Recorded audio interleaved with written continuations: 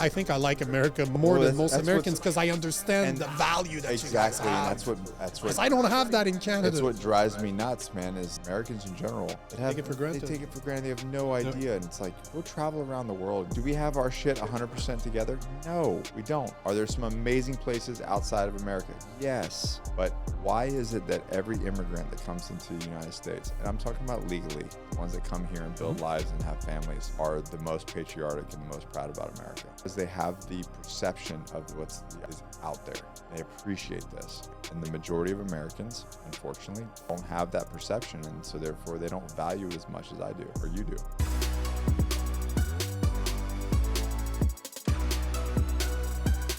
Hey guys, welcome back to the show, and welcome back to the show again. You never been on mine, have you? Nope, never been on yours. You were on mine a couple of years ago. Yeah. Are you still doing the 10-minute ones?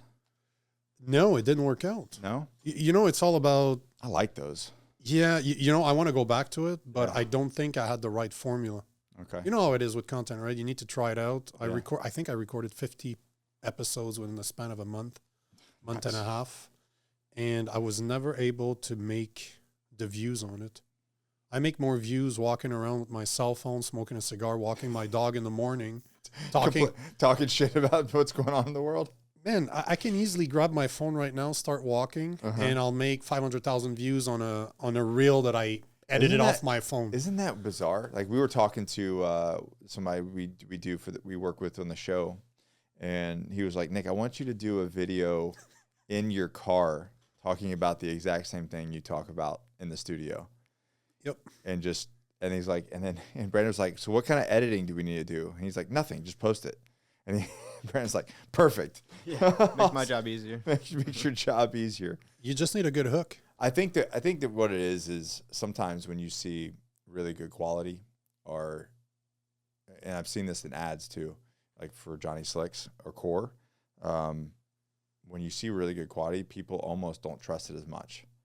But if it's just you walking your dog, smoking a cigar, talking about stuff, it's like, oh, this is authentic. This is real. It's genuine. It's genuine. And for me, it's like I say the same shit that I'm saying here or versus somewhere. It's just people just take it differently. It's not as personal. Yeah. I think it's very personal because people might not understand this, but when I'm walking my dog, this is something I do for my dog. Yeah. It's something, if I don't do it, she's going to be mad at me. Yeah. So I need to walk her. And it's just natural. I'm just walking around. I'm having a good time with my dog walking around. And I'm always thinking politics. I'm always thinking content. It's just the way I'm built. And there's nothing. The camera moves. Nothing's ever right with the lighting because we're not in a studio like here, right? Yet, it works. It's just genuine. And I like this type of content for other people too. So I understand why it works because it's natural. It's funny when we, because I went to, my undergrads in digital cinematography. Okay. So, and Brandon, you went to film school at UNCW, right? Yeah, I did. Yeah. And so you get all of this training in like making things look really good and making really good videos and all this stuff. No one cares. Just shoot it on the iPhone. And now we're filming everything vertically anyway, so it didn't even matter. It's just, it was just ridiculous. Long time ago. But I had this like $15,000 camera, and then we would shoot something on the iPhone. It would do better on the iPhone than it would be this $15,000 camera. I'm like, you guys have no appreciation for the arts. It's on to the next thing, on to the next thing, on to the next thing, on to the next thing. So, Nico, for my people that maybe don't know you, like, first of all, let's just get this out of the way. You're Canadian. Not only am I Canadian, I'm French Canadian. This is you doubled down. No, but hold on. Can I swear on here? Yeah. Okay, so I'm not retarded. I actually have a French accent. I say that to people all the time. But not only am I Canadian, but I'm French Canadian. So it's even worse. Were you born there, up there? Born in Montreal. Yeah. Yeah. My family immigrated to Montreal from Greece. That's how we got into the States. This is one thing I love about Montreal. We're like top 10 place in the world for food. Mm-hmm. And it all comes down to immigrants. We're such a melting pot in Canada. Like you look at Montreal, you have more traditional Chinese food there, more traditional Indian food, more traditional Greek food. Yeah. Because people immigrated there and brought their food with them. So the place is amazing. But it's a university town. So, which, you know what's going on with universities all across North America now. yeah. The place I love is not the place. The place I lived in, that I grew up in, is not the place that it is now. Was it that different? Yeah. How old are you? 43. Yeah, we're the same age. Yeah. No, it is a lot different because just look at what's been going on since Obama. Mm-hmm. Like, you have to go back really that far back. And It doesn't feel that far back for me.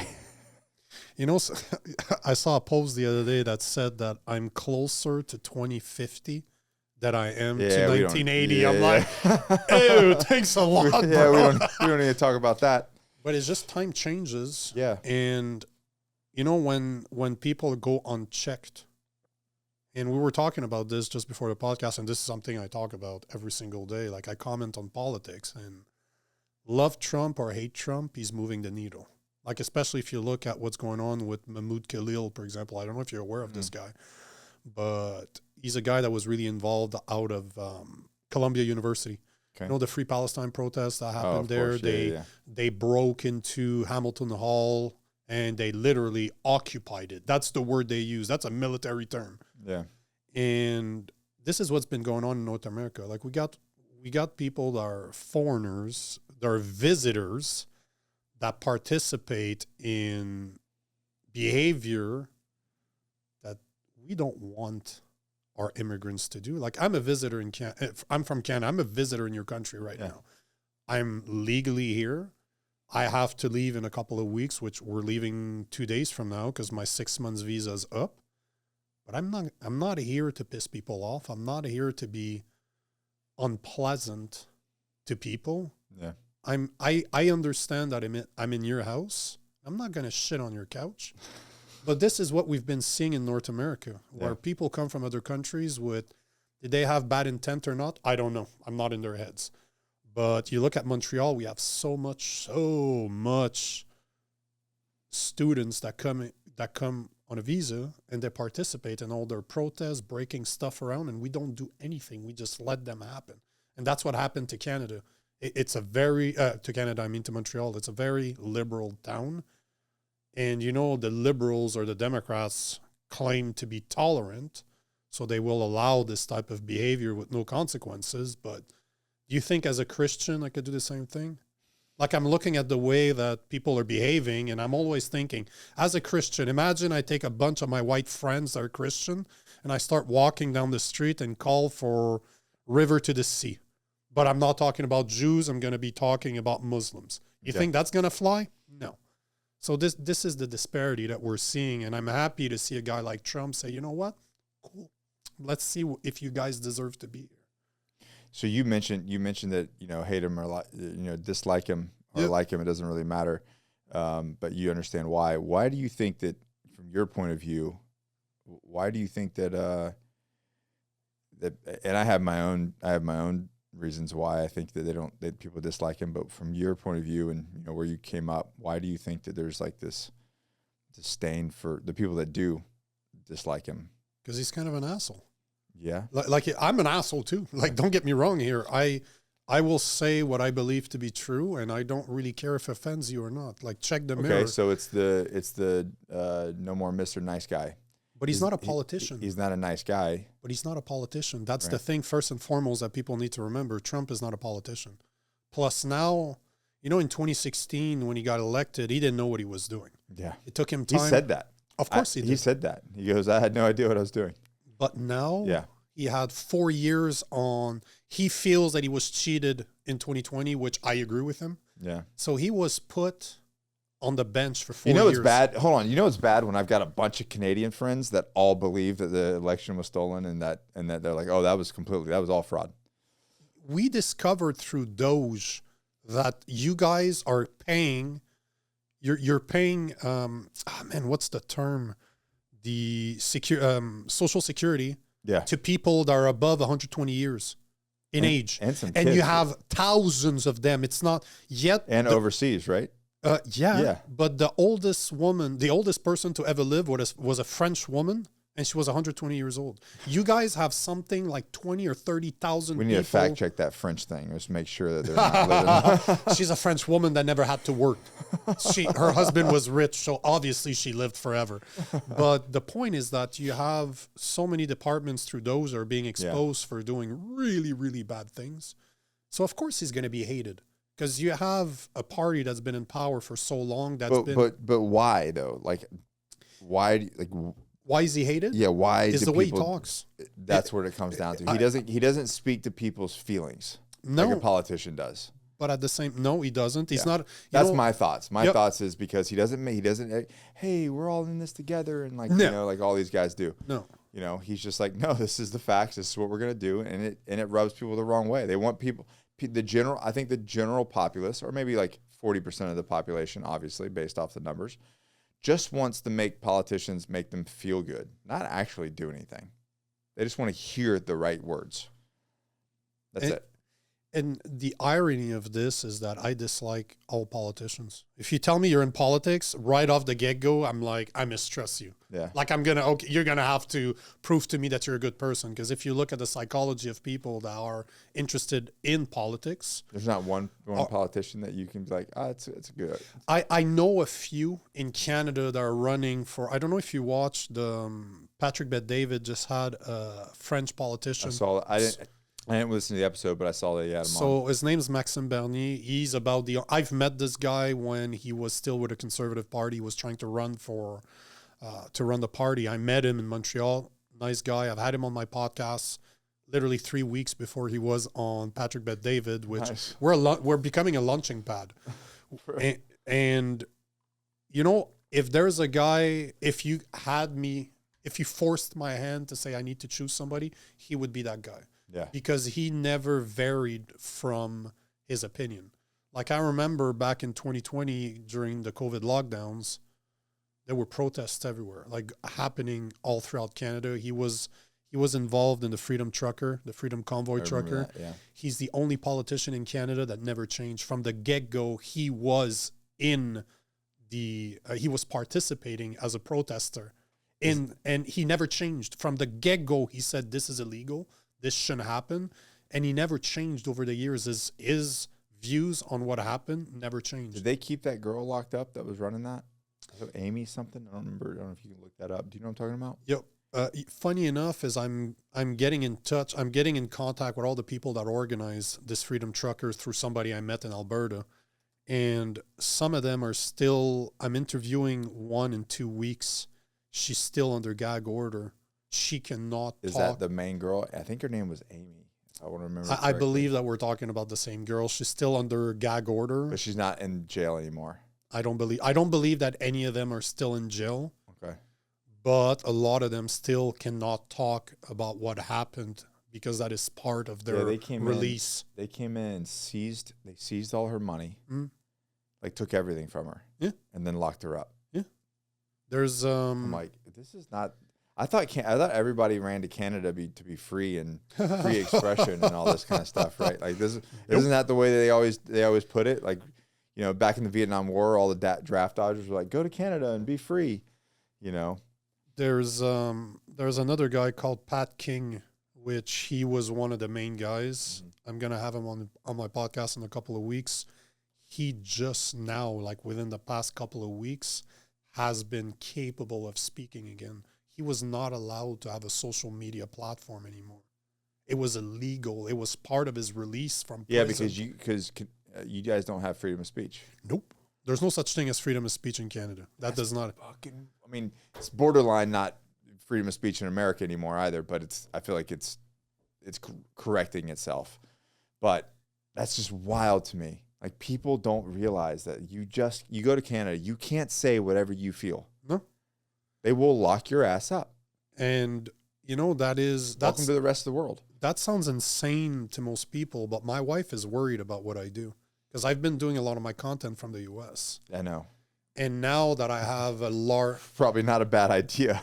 But now that I have a very large audience and I'm reaching those millions and millions and millions of people, and I've re-switched, for the longest time I did content for Americans, as in, guys, if you're not fucking careful, what's happening in Canada is going to be you.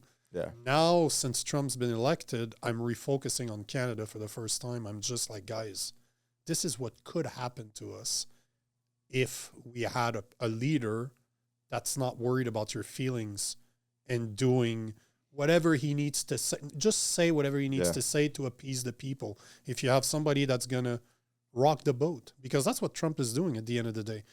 But that worries my wife because the person, I don't know if you know this, but the guy that's in power right now, Mark Carney, was never elected. Really? No. So hold on. Trudeau stepped down. He resigned. So I need to put it into context for you to understand it, because our parliament does not work the same way you guys do. Like you guys, you look at Donald Trump and J.D. Vance. J.D. Vance is there as the VP in case something happens to Donald Trump. Let's say he steps down, or that's never going to happen, but he gets shot, which if there's something that's going to happen, it's probably going to be that, right? Right. You have somebody that's ready to go, that's aware, that knows what's going on, that's already been voted for. Because by voting for Trump, you chose J.D. Vance as well, right? In Canada, we don't have that. Okay. It's the party that decides who leads it. So Trudeau was the leader of the Liberal Party, decides to step down, which it was bogus, it's bullshit. He stepped down because he made place for Mark Carney. I'm a conspiracy theorist, at least I'm considered that. I want to hear all of it. Big finish. So the way that it is you have a guy that went from 9 years, because again, that's another thing. We don't have, so first off, we don't have a VP. We just have the prime minister. That's it. So if he decides to step down, what happens if he gets killed?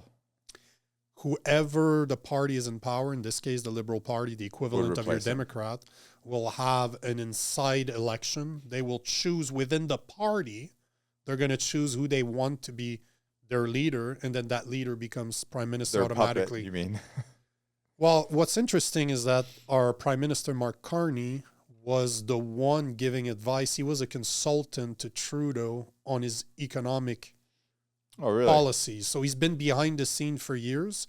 If you look at his background, he used to work for the UN. He was on, I don't know that he still is, but I believe that he is no more, but he was on the board for the WEF, the World Economic Forum. He is a self-defined, like he is proud to say this. He is a international banker, a globalist that has ties to the WEF. He has worked on the centralized digital economy for the UK. If you look at what the UK says about him, they're like, how the fuck are you guys choosing a man like him when he fucked us? Yeah. So we have a prime minister that was never elected by the people, that was chosen by a bunch of corrupt politicians that's now in power. Our parliament has been closed since December 18th last year. So on Christmas break, Trudeau decided to step down. By stepping down, he said, I'm going to give 3 months to my party to re-elect to choose somebody. So our parliament has been closed. You guys are scared. Just a couple of weeks ago, people are like, oh, we need to pass that bill so that we don't have a shutdown. We had a shutdown since December 18th. Our people in parliament have not met in person in the commune. They haven't spoken at all since December. We have a guy that is a globalist that is now in power, that was chosen by corrupt politicians. And he's making moves. Oh, absolutely. And Parliament hasn't spoken. Nope, zero. And you know what he did? And this doesn't concern the mass populace of the country. Hold on, I'll make it even worse for you. Okay. This is not the end. Like, it gets worse. So one of my buddies in Alabama, Jake, what's going on, bro? If you listen to this, that's who I'm talking to. He asked me the other day, last weekend, he's like, hey man, what's a snap election? Because you guys don't have that. Because that's another difference. So we don't have a VP. So we have the leading party, the Liberal in this case, have to choose somebody to represent. That's number one. Number two, we have 4 years. Like you guys have an election every 4 years. You have the dates predefined. Yep. We have a maximum of 4 years. But Trudeau, that's been in power for just under 10 years, has called 3 or 4 different elections. You can call an election in Canada, which is called a snap election, whenever you want.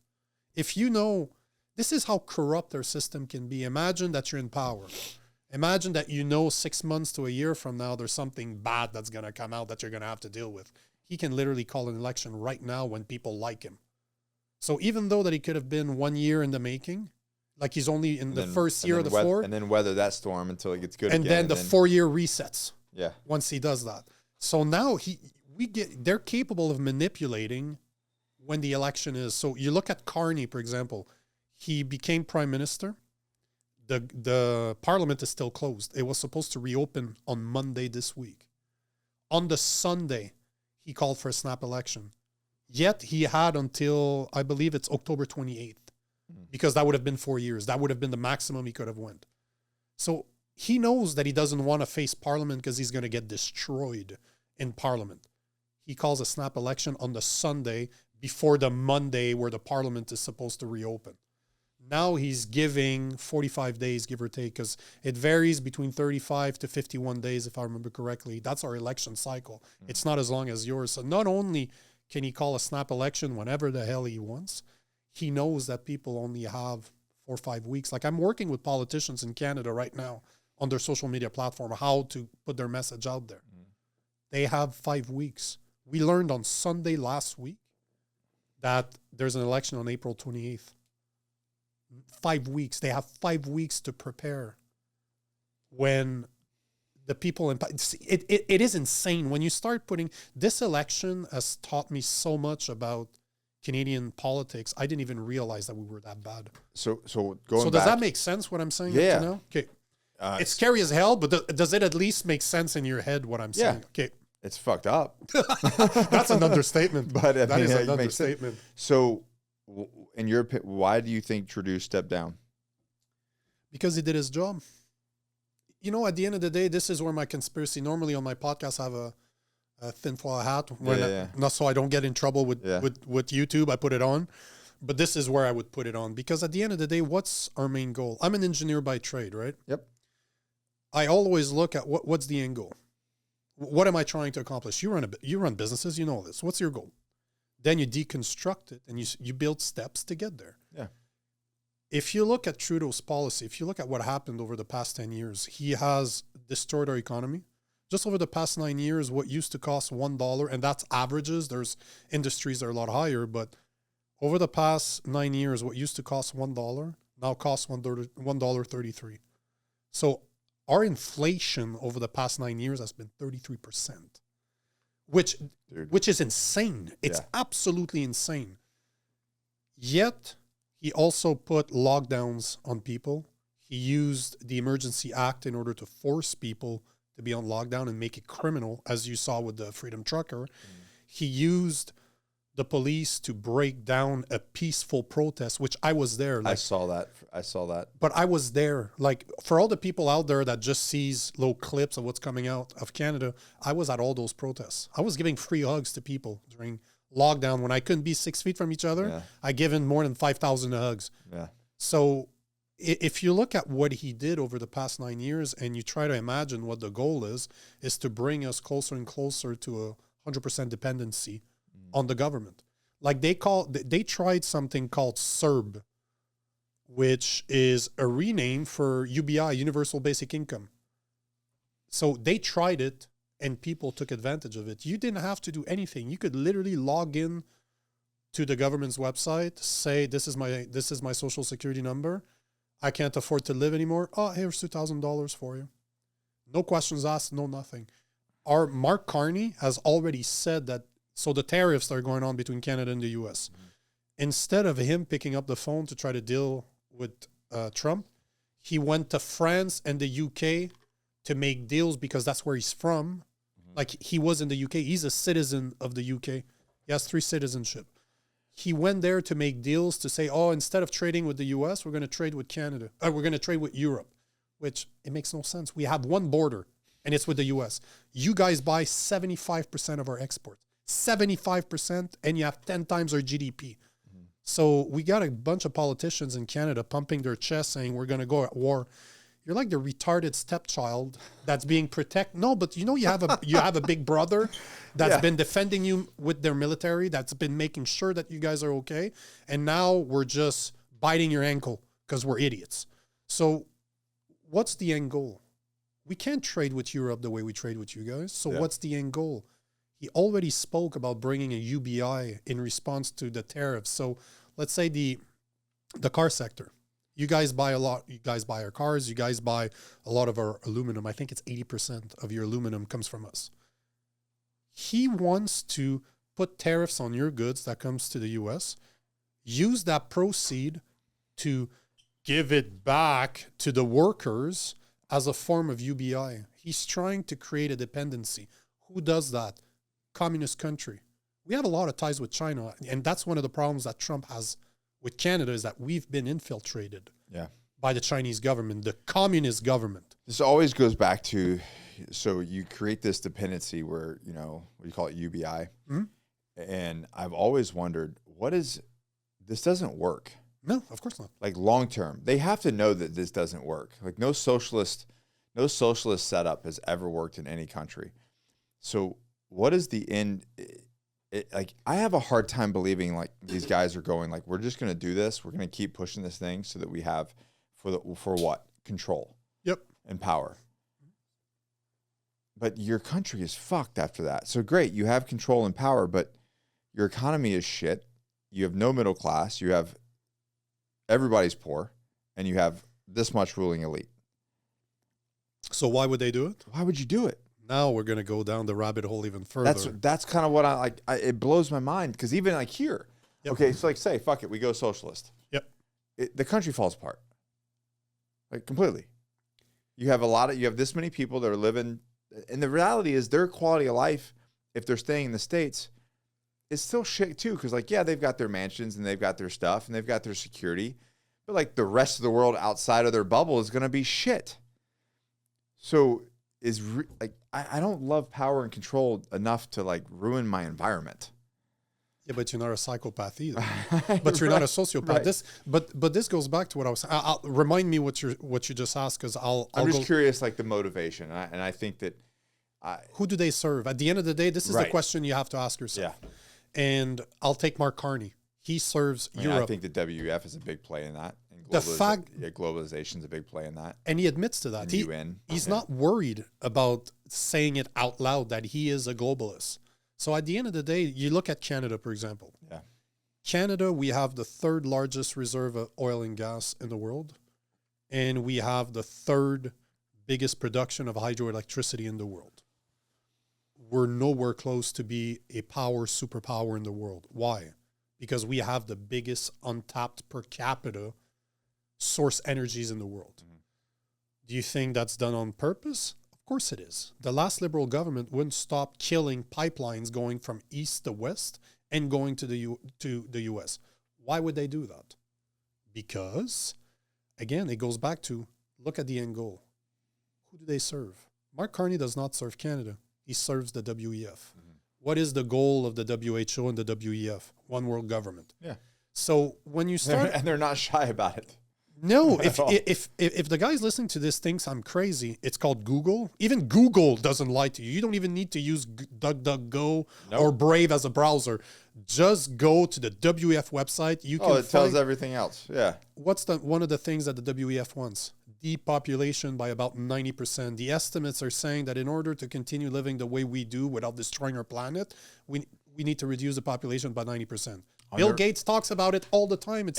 They're already making, and I think that, like, oh man, now we're really putting tinfoil hats on. I think, I truly believe that one of the reasons why that they were pushing the vaccine so hard was, and this is my personal belief, don't kill me on this, YouTube or Google.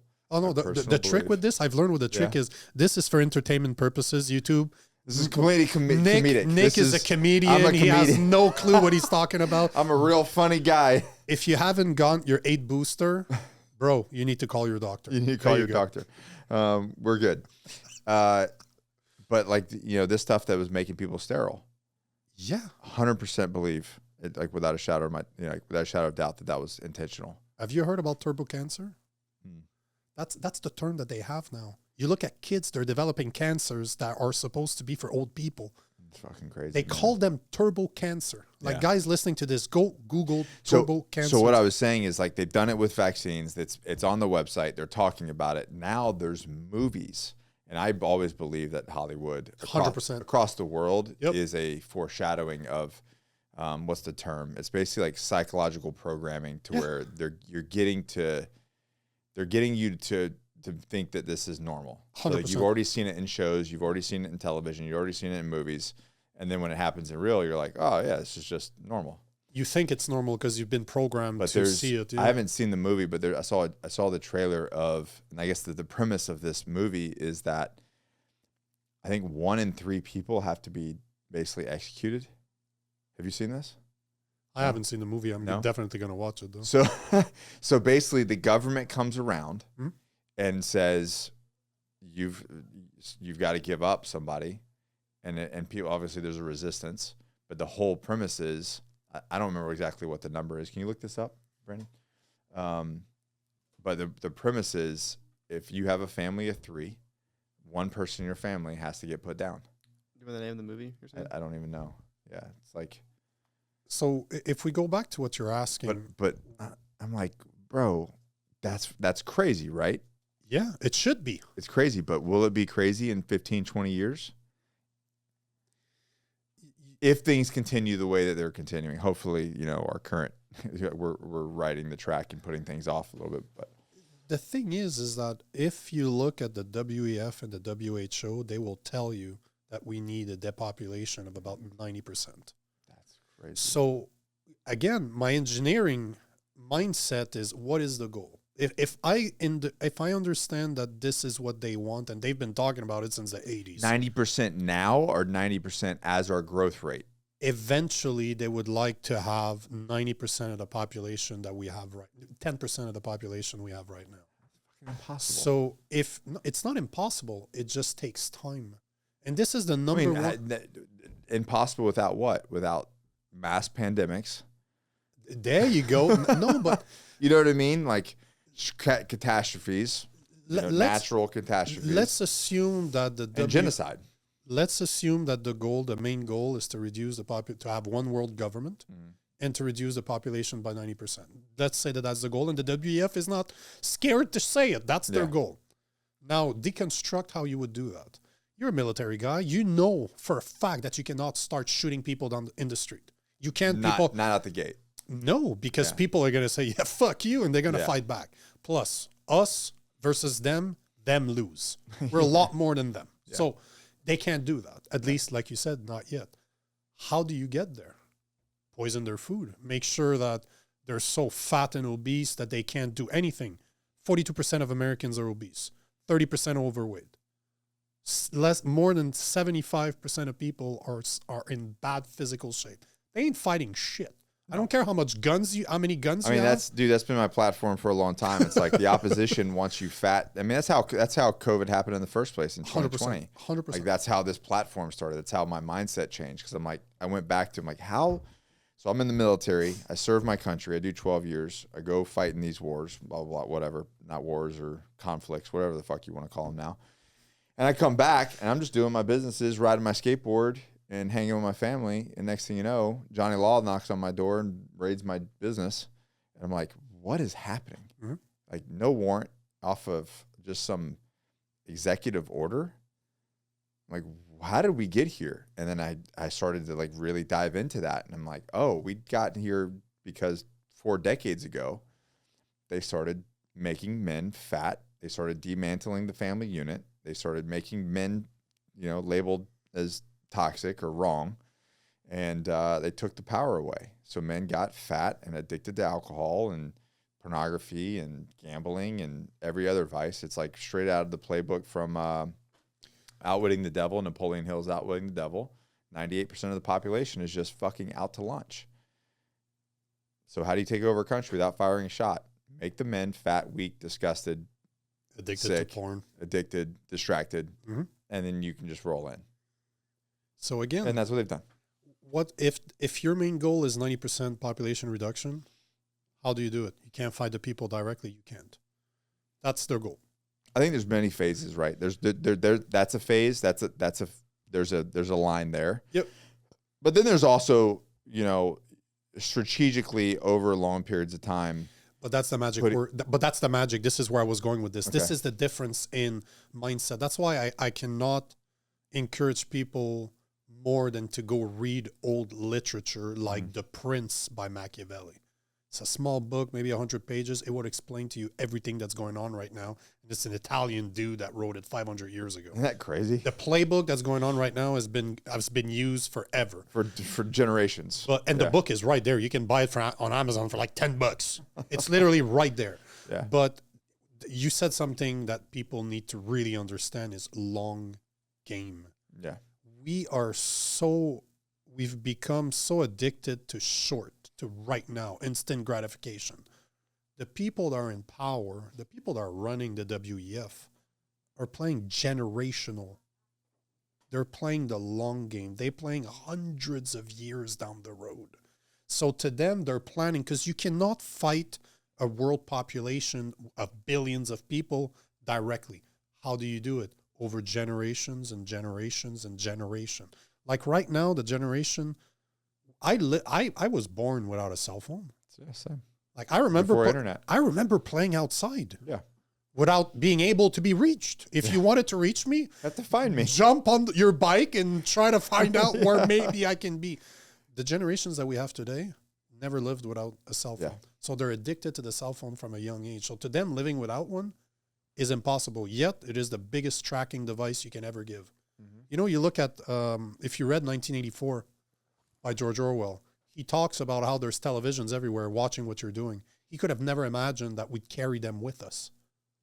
That's a good point. This is insane. When you start looking and you step back. Because he outlined it, but it's even a step further than that. You needed, he was able to hide in that apartment that he rented because there was no TV there. Our dumbasses have that in our pocket. Bring it with us. And we're addicted to it. Yeah. So this thing is brilliant. If you want control, this is awesome. Yeah, you can hear me, I know. Yeah.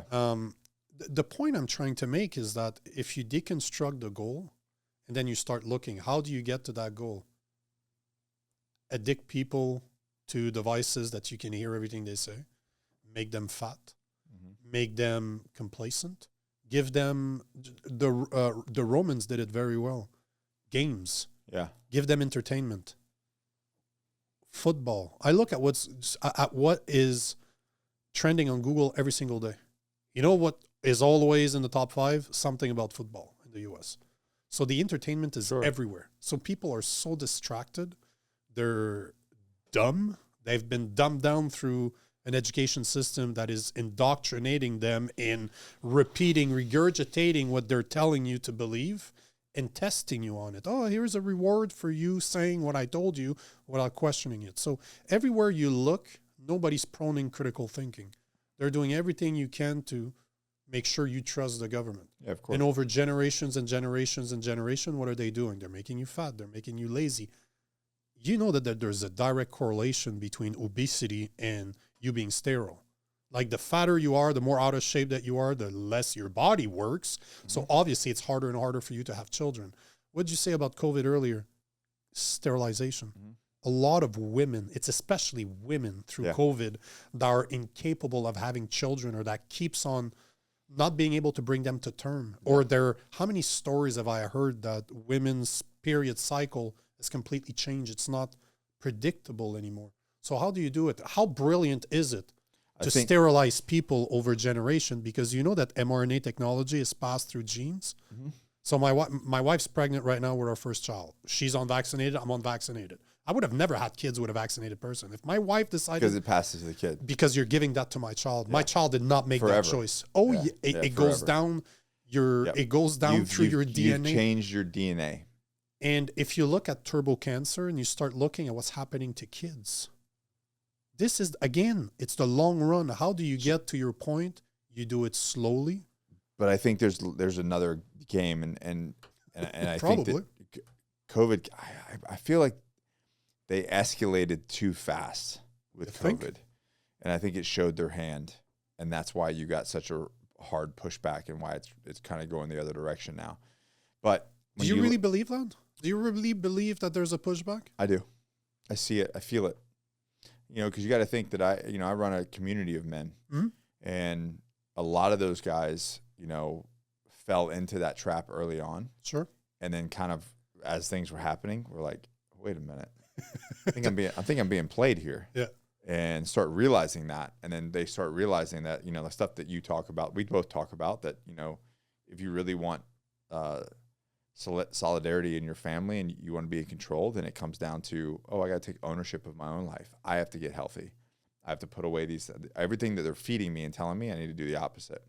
And guys sort of do that. But going back to this thing, so like, okay, so 40, you know, you look at, you know, Monsanto and the, you know, the Jimmy Carter and the industrial corn area of when, like, you know, high fructose corn syrup came into America and ingredients started to change, cheap food, et cetera. So that's the foundation, right? But there's another layer that I truly believe, and this is where PSYOPs comes into play, to where we manufacture, and this is really going to get people frustrated. I mean, it frustrates me. You got to remember, I served my country 12 years. You know, I was gone for 6 out of those 12 years. But then you have these things where you have these manufactured incidences. And going back to media, what was the movie with John Travolta, and he was like a terrorist? You're talking about Swordfish. Swordfish. What a great movie that is. So think about it. Mm-hmm. Again, programming. At the end of that movie, what did they find out? He worked for the CIA. Mm-hmm. All of it was orchestrated by the government. Yeah. So now you have, hypothetically, for comedic purposes, we're talking about this thing where the powers that be fabricate these incidences, and then they go, oh, we got to send the National Guard in. We got to create this police force. It's for your safety. And then at what point do we go, oh, okay, martial law? It's for your safety. And people go, you're right. Buildings are getting blown up. There's car bombings. There's assassinations. We need this. So what do?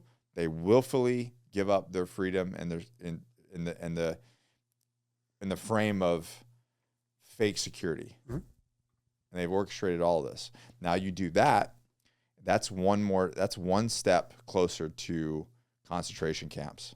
And that's one step closer from there to essentially genocide, because these people are doing this. And it's like, now we gotta eradicate them. Now it doesn't happen overnight, but again, it's phases, you know, and like you said, over a very, very long time.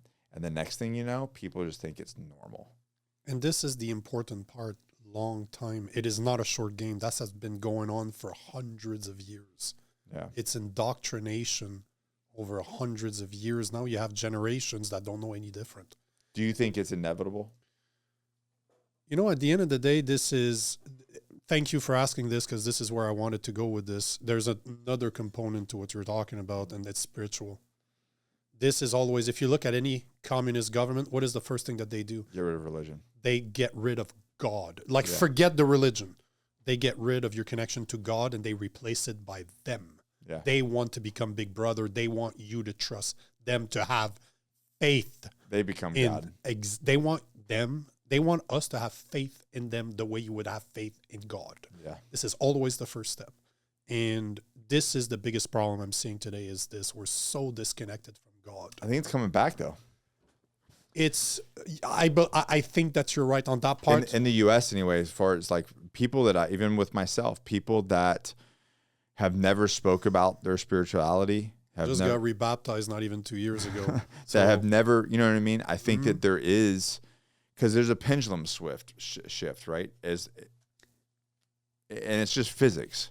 And I'm not going to misquote it, but basically it's like equal, right? Whatever, if they push, the opposite is going to push back equal or greater force.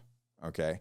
So going back to like, they push their hand. So like, this was over decades of them slow rolling these things out and and creating problems. And then they just went like, they just fucking throttled down in 2020. And I think that was that force, and that heart of a force is what caused all of this now, to where now I think people are coming back around and I've seen more people publicly talk about them reconnecting with their faith than in my entire life. How many, you deal with men, right? Mm-hmm. How many men come to you, part of your group, or just comment on your stuff, follows you because they know something's missing? They know something's wrong. Yeah. They don't know what it is. They can't put their fingers on it, but they know something's wrong. We even did, one of our coaches, John Mark, came to me, and I immediately knew it was the right move. We created so in the Agoge, we have like these 4 phases. We have our 4 pillars. But apart from that, he wanted to create a formalized spiritual component of it. So we labeled it the MFA, the Men of Faithful Action. And I like it. So now it's just bizarre. So now we have inside the Agoge, we actually have a subgroup of people that are pouring themselves into like the spiritually and faith side, and they meet every Friday. So now we have 3 calls a week. On Friday at 9 is the Men of Faithful Action call. And they're doing great work in there. And it's amazing. Almost all the guys in the Agoge are like, yes. And that's why I say I think that we're shifting into this, just talking about what we were talking about before, the media. I think we're moving into this age of like authenticity. Look at politics. Like, we're looking at more authentic people. Like, the reality, like, we have I don't remember what he was. He was a freaking corporal in the Marine Corps. He's an enlisted corporal in the Marine Corps, is the vice president of the United States. Your next president, by the way. Hopefully. He will. I mean, we'll see. Just look at the 2 past months. I did not know who that guy was until Trump picked him. Oh, he's great. And as soon as I'm looking at a lot, like he was at CPAC a few weeks ago. And he just did a Marine Corps commercial when he spoke to the Marines. And I was like, he is the definition of the American dream. Yeah. Comes from poverty. Yep. Went to the military. Is now VP. He's married to a brown girl. Like, that is something that the woke left has nothing to say about him. Like, they can't. But the beautiful thing is, if you look at what he did in CPAC, he had a small interview in CPAC. I don't remember the name of the person. They were interviewing him. His legs spread, talking like a bro. Like, hey, man, like, I wanted to go have a drink and smoke a cigar with the guy. Yeah, he is just very likable, but he is very middle. So if you look at all these individuals that are coming in, like Tulsi Gabbard's the like DNI, Democrat. It's Democrat. Right. It's crazy, Democrat. man. It's like real people. RFK, another Democrat. We're really legitimately, we're getting in people into running the government for the first time in freaking decades. That, I mean, I guess probably since Reagan, that are just real people that give a shit. And a lot of these people I know personally. And it's like, that's just a real human being. Not somebody that's been in the system for, like Biden, for 60 freaking years, getting rich off the backs of us. So I think that I do have hope. On one side, I have hope because I see how hard they pushed, and I see how hard the other side is pushing back. And we see it based off the landslide of the election. I see it. I don't see the crazy left media as much as I used to, and maybe that's an algorithm thing, but I think people are just like, you blue-haired weirdo, stop screaming. Nobody cares. It's being marginalized, and they're not really. I mean, I don't know, Brandon, you're young. Do you still see all that crazy stuff? I definitely see more what you're saying now, like blue-haired weirdo. Stop. Like, stop. Even if like what you're saying like makes sense, just chill out, and just like talk. Before 3-4 years ago, it wasn't like that, right? It was everywhere. Yeah, it was crazy. Yeah. It was crazy. There's been a culture shift. Yeah, and so I'm. With people renewing, getting back into their faith and their spirituality, more authentic people speaking up, that are just like, hey, I'm a real person. This is what I believe, and this is what's the best for us as a community. So I do think that's a shift. However, long term, when you're dealing with somebody, who has infinite amount of money and is playing a 100-year game, is it inevitable at some point? I don't know. I hope not, but I could see how it definitely could be. But does it really matter at the end of the day if it's meant to happen? Because this is why I think they always go for the connection with God first and foremost. Because the only thing that gets me going every single day is the fact that I have faith in God. And what's the worst thing that's going to happen? I'm going to die. Okay, cool. I'm going to meet my maker. I'm not worried about dying.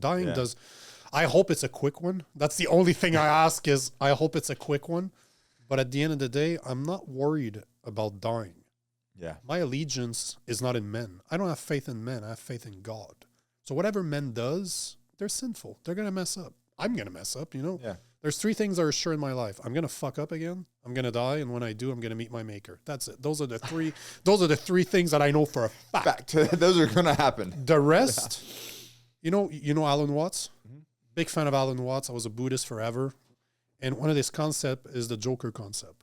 To understand that this life is a fucking joke. That we're going to meet our maker at one point. When we're a bag of flesh, right? When we die, we'll meet our maker. So enjoy it. Laugh at this. It's funny you say that. So just I don't know man. where you stand on plant medicine, but I did on things like psilocybin, on things like ayahuasca. DMT, yeah. Big fan. Been using it for years. So I did 5-MeO DMT, and one of the things that God damn. Yeah. That's the only one I haven't done. You went for Oh yeah. I went to partied with God. Yeah, I went to the afterlife. And it's interesting because after that experience, I'm like, oh yeah, this is temporary. Oh yeah. This is this meat suit that I walk around in this is a temporary game. There's a bigger universe out here.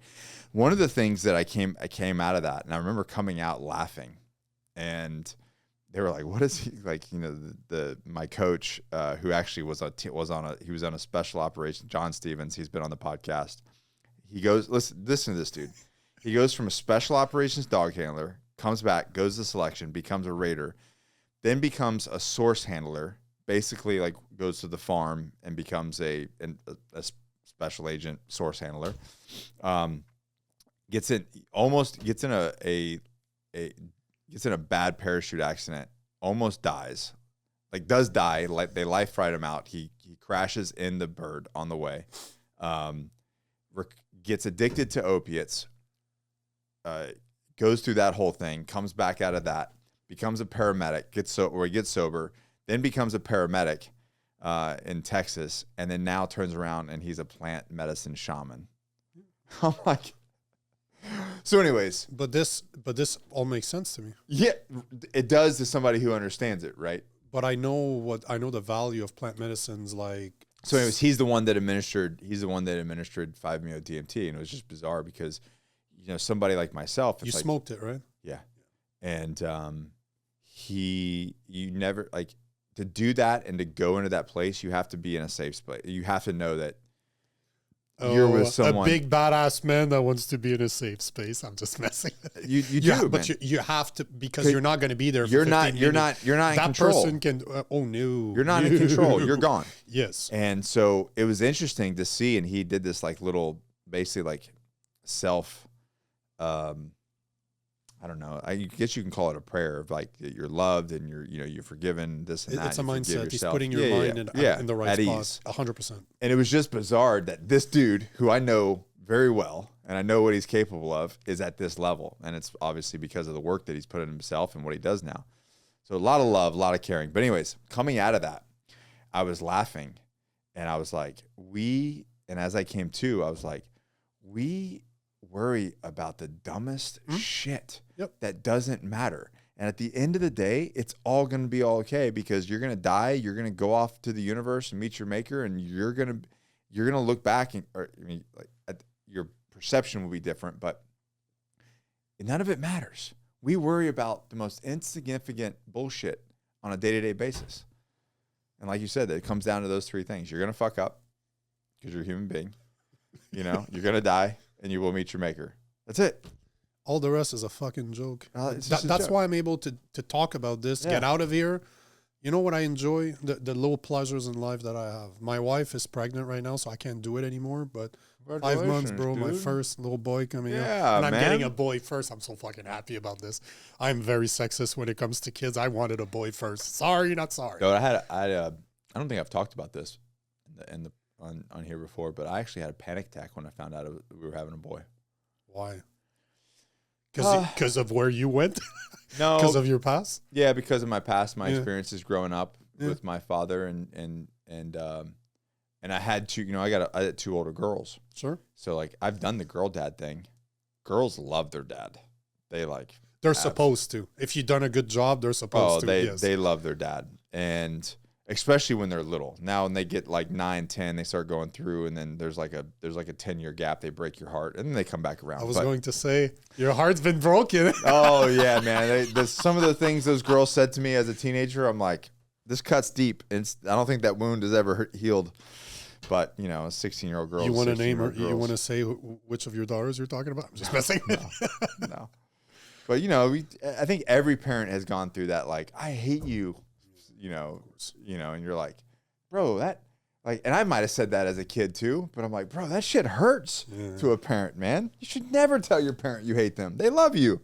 Anyways, but I had legit, like, when I found out we were having Dimitri and he was going to be a boy, I like legit, and Allie was super happy and she was pissed at me, and I legit had a panic, like a legit panic attack. I'm like, oh fuck, like, am I gonna fuck this up? Am I, probably, you know what I mean? Probably. And I mean, at some point, haven't yet. I did drop him when he was a baby, but I've dropped all my kids, so that's just standard. I'm sure you've been dropped too, because I've been dropped too. But and it was funny. She was like, listen, I get you've got some trauma in your past and some stuff. He's like, but you need to figure your shit out, because I'm excited and you're not going to take my excitement away from this. Yeah. So you need to go deal with your shit and talk to some boys. So what I did, I talked to Kirk, and I talked to a couple other guys, and they're, basically it's like, stuff that I already knew that I just had to process. But, my relationship moving forward isn't based off the past. It's what I create. And little dumb shit that you have to tell yourself. But yeah, the initial thing of me having a boy, I was like, oh fuck. I'm looking forward to it. It's so freaking. Now I'm like, now I look back, I'm like, years. It's the coolest thing in the world, man. It's the coolest thing in the world. To go back, the kid is awesome. To go back to psychedelics. Yeah, this is one of the uses. Exactly what you just described right now. You have past trauma. You're fully aware that you have past trauma. Yeah. And 5-MeO is not going to help you with that. No. Because 5-MeO is really meant to be very short, to send you something, to send you somewhere where you're literally going to meet your maker.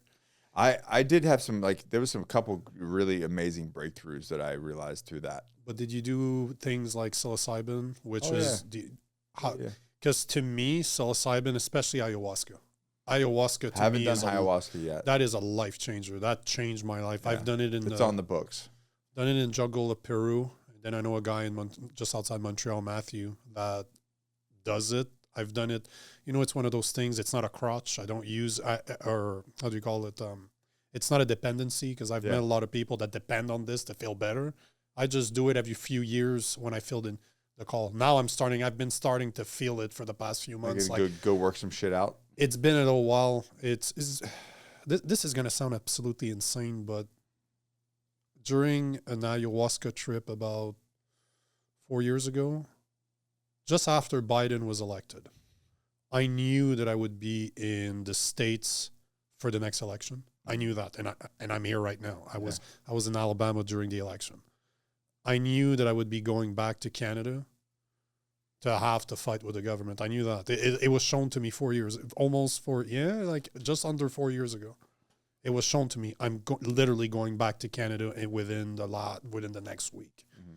And when I left, I did not have the audience that I have now. I'm starting to meet all the people that organized the Freedom Trucker. And if you think it was bad during the Freedom Trucker, wait if Carney's elected, how bad it's going to get. So I've seen all of those things that have been happening in my life for the past 3 years. I've seen them through ayahuasca. I've seen them through doing psilocybin trip. It is a conductor of information. You connect to the source. Call it God, call it source, call it the universe. I don't even care, but whatever created us, whatever you want to call it. You really don't understand unless you've done it. The advantage of something like ayahuasca compared to 5-MeO is the time that it takes. It's something that goes for about 4 hours. You can do multiple doses during the same ceremony, but there's people there watching over, because as you said, it's a safe space. Yeah. But ayahuasca, if you've never done it, it will destroy you. Like mentally, oh balls, you better be ready to meet all of your faults and to have them slapped in your face. Because I've seen people throw up, I've seen people cry, I've seen people cannot deal I with think it. the biggest thing is like I think why I've not had such hard issues with plant medicine is there was so much work put into myself. Thank you. Prior to 100%. I would never suggest any of out those. The gate. No. You better, to me, at least as somebody that's been playing with this for a decade, you need to have a meditation practice. You need to eat well. Own your shit first, and like go do the man in the mirror thing, and go own all your shit, and then deal with that before, because otherwise you're gonna deal with it, but it's not gonna be pretty. It's gonna hit a lot harder all at once. I'd rather just get the good shit, like the future and like where I can improve and things like that, versus all of the, I'd rather deal with all that other stuff on my own, which I did. And then when I started doing it, it was like I was unlocking different things. You know what I mean? Unlocking is a word I've used often because I'm a big meditator. I meditate basically every day, and it allows me to go deeper within my meditation. That's why I like stuff like plant medicine. It shows me connections to the universe that I'm not able to get naturally. This sounds so weird, but it's so true. If you've never done this, I sound like a crazy person. I know. But if you've done it and you're a meditator, you're like 100%. That's the truth. I meditate on psilocybin. I will do psilocybin by myself. I'll do a heroic dose, 3 to 5 grams by myself. Yeah. Just stay. Last time I did it, it was the freakiest thing. An Amazon guy came to my door. I'm alone. I'm in Montreal back then. Yeah. And if you ever seen the pupil of somebody on psilocybin, I got no brown in my eyes anymore. My eyes are black. And I'm looking at the guy and I'm not there. I'm there, but I'm not there. Yeah. The guy looked at me like I was evil, like I was the devil. Like, here's your package. So if you're going to do that, make sure nobody comes to your door because you're going to freak people out. But what I'm saying is, it is the best connection within yourself, and within yourself, you will find God. You'll find a connection to the whole. On one of my last trip of ayahuasca, Matthew, the guy that does it, he has a house in the middle of nowhere. It was in the middle, like late Friday, late afternoon. Imagine a 85-degree Fahrenheit, not a cloud in the sky, beautiful summer day. There's no noise. There's no nothing. I went outside by myself. I don't tend to stay with people. I like to do this by myself, but I'm laying in the grass. When the grass is about 2 inches long, it's super comfortable. Like I'm just laying in the grass, hands open. I became the earth. It was the most fucked up thing I've ever experienced. I was the lungs of the earth. Everybody on the planet took a breath on my rhythm. And somehow I saw the connection of every being. And imagine all the human beings holding hands. Yeah. There was a space created between two of them, and I connected with the rest. It sounds insane. I've never talked about this before. I'm talking about this. I'm going to get emotional, but this was one of the most revealing experience. I'm just like, I fit, I belong. I'm supposed to be here. Mm-hmm. It is. If you understand, like you're smiling, so I know you get what I'm saying. It's hard to. It's crazy talk. It is crazy talk. Because we're talking about this, I'm getting emotional because it was one of the most beautiful experiences I've ever had in my life. I know. Can you Joe Rogan said, because Joe Rogan's a big fan of psychedelics. He talks about it all the time. DMT is a big thing. He says that every single politician out there should have to do some type of DMT form. Whatever it is, magic mushroom, 5-MeO, whatever it is, ayahuasca, but they should do a DMT-based substance. What's his purpose? In order to shock them into reality. Just kill the ego. Exactly. Yeah. Just to force them to look at themselves first. Yeah. Which I love the idea. I think it should be a must. I absolutely love that idea. Well, it does, because it does kill your ego. Like you can hold on as much as you want. It's only going to be bad. Yeah, you're going to lose. You have to learn to let go. Yeah. You can't fight the current on that one. It don't belong to you no more. No. You can't fight it. It's a war you're going to lose, and it's going to be bad. I've watched guys like hold themselves, trying to like hold on to themselves and like maintain control. You can't. And it's like, dude, it's just inevitable, man. Like you just got to let go and just embrace it. Embrace it. But there's one thing. This is on my bucket list of things. I have a very soft spot for military. Like my mom was military, my dad was military. I know a lot of guys like you. And I know a lot of guys with PTSD. Know a lot of guys that have been really hurt by what they had to do. Mm-hmm.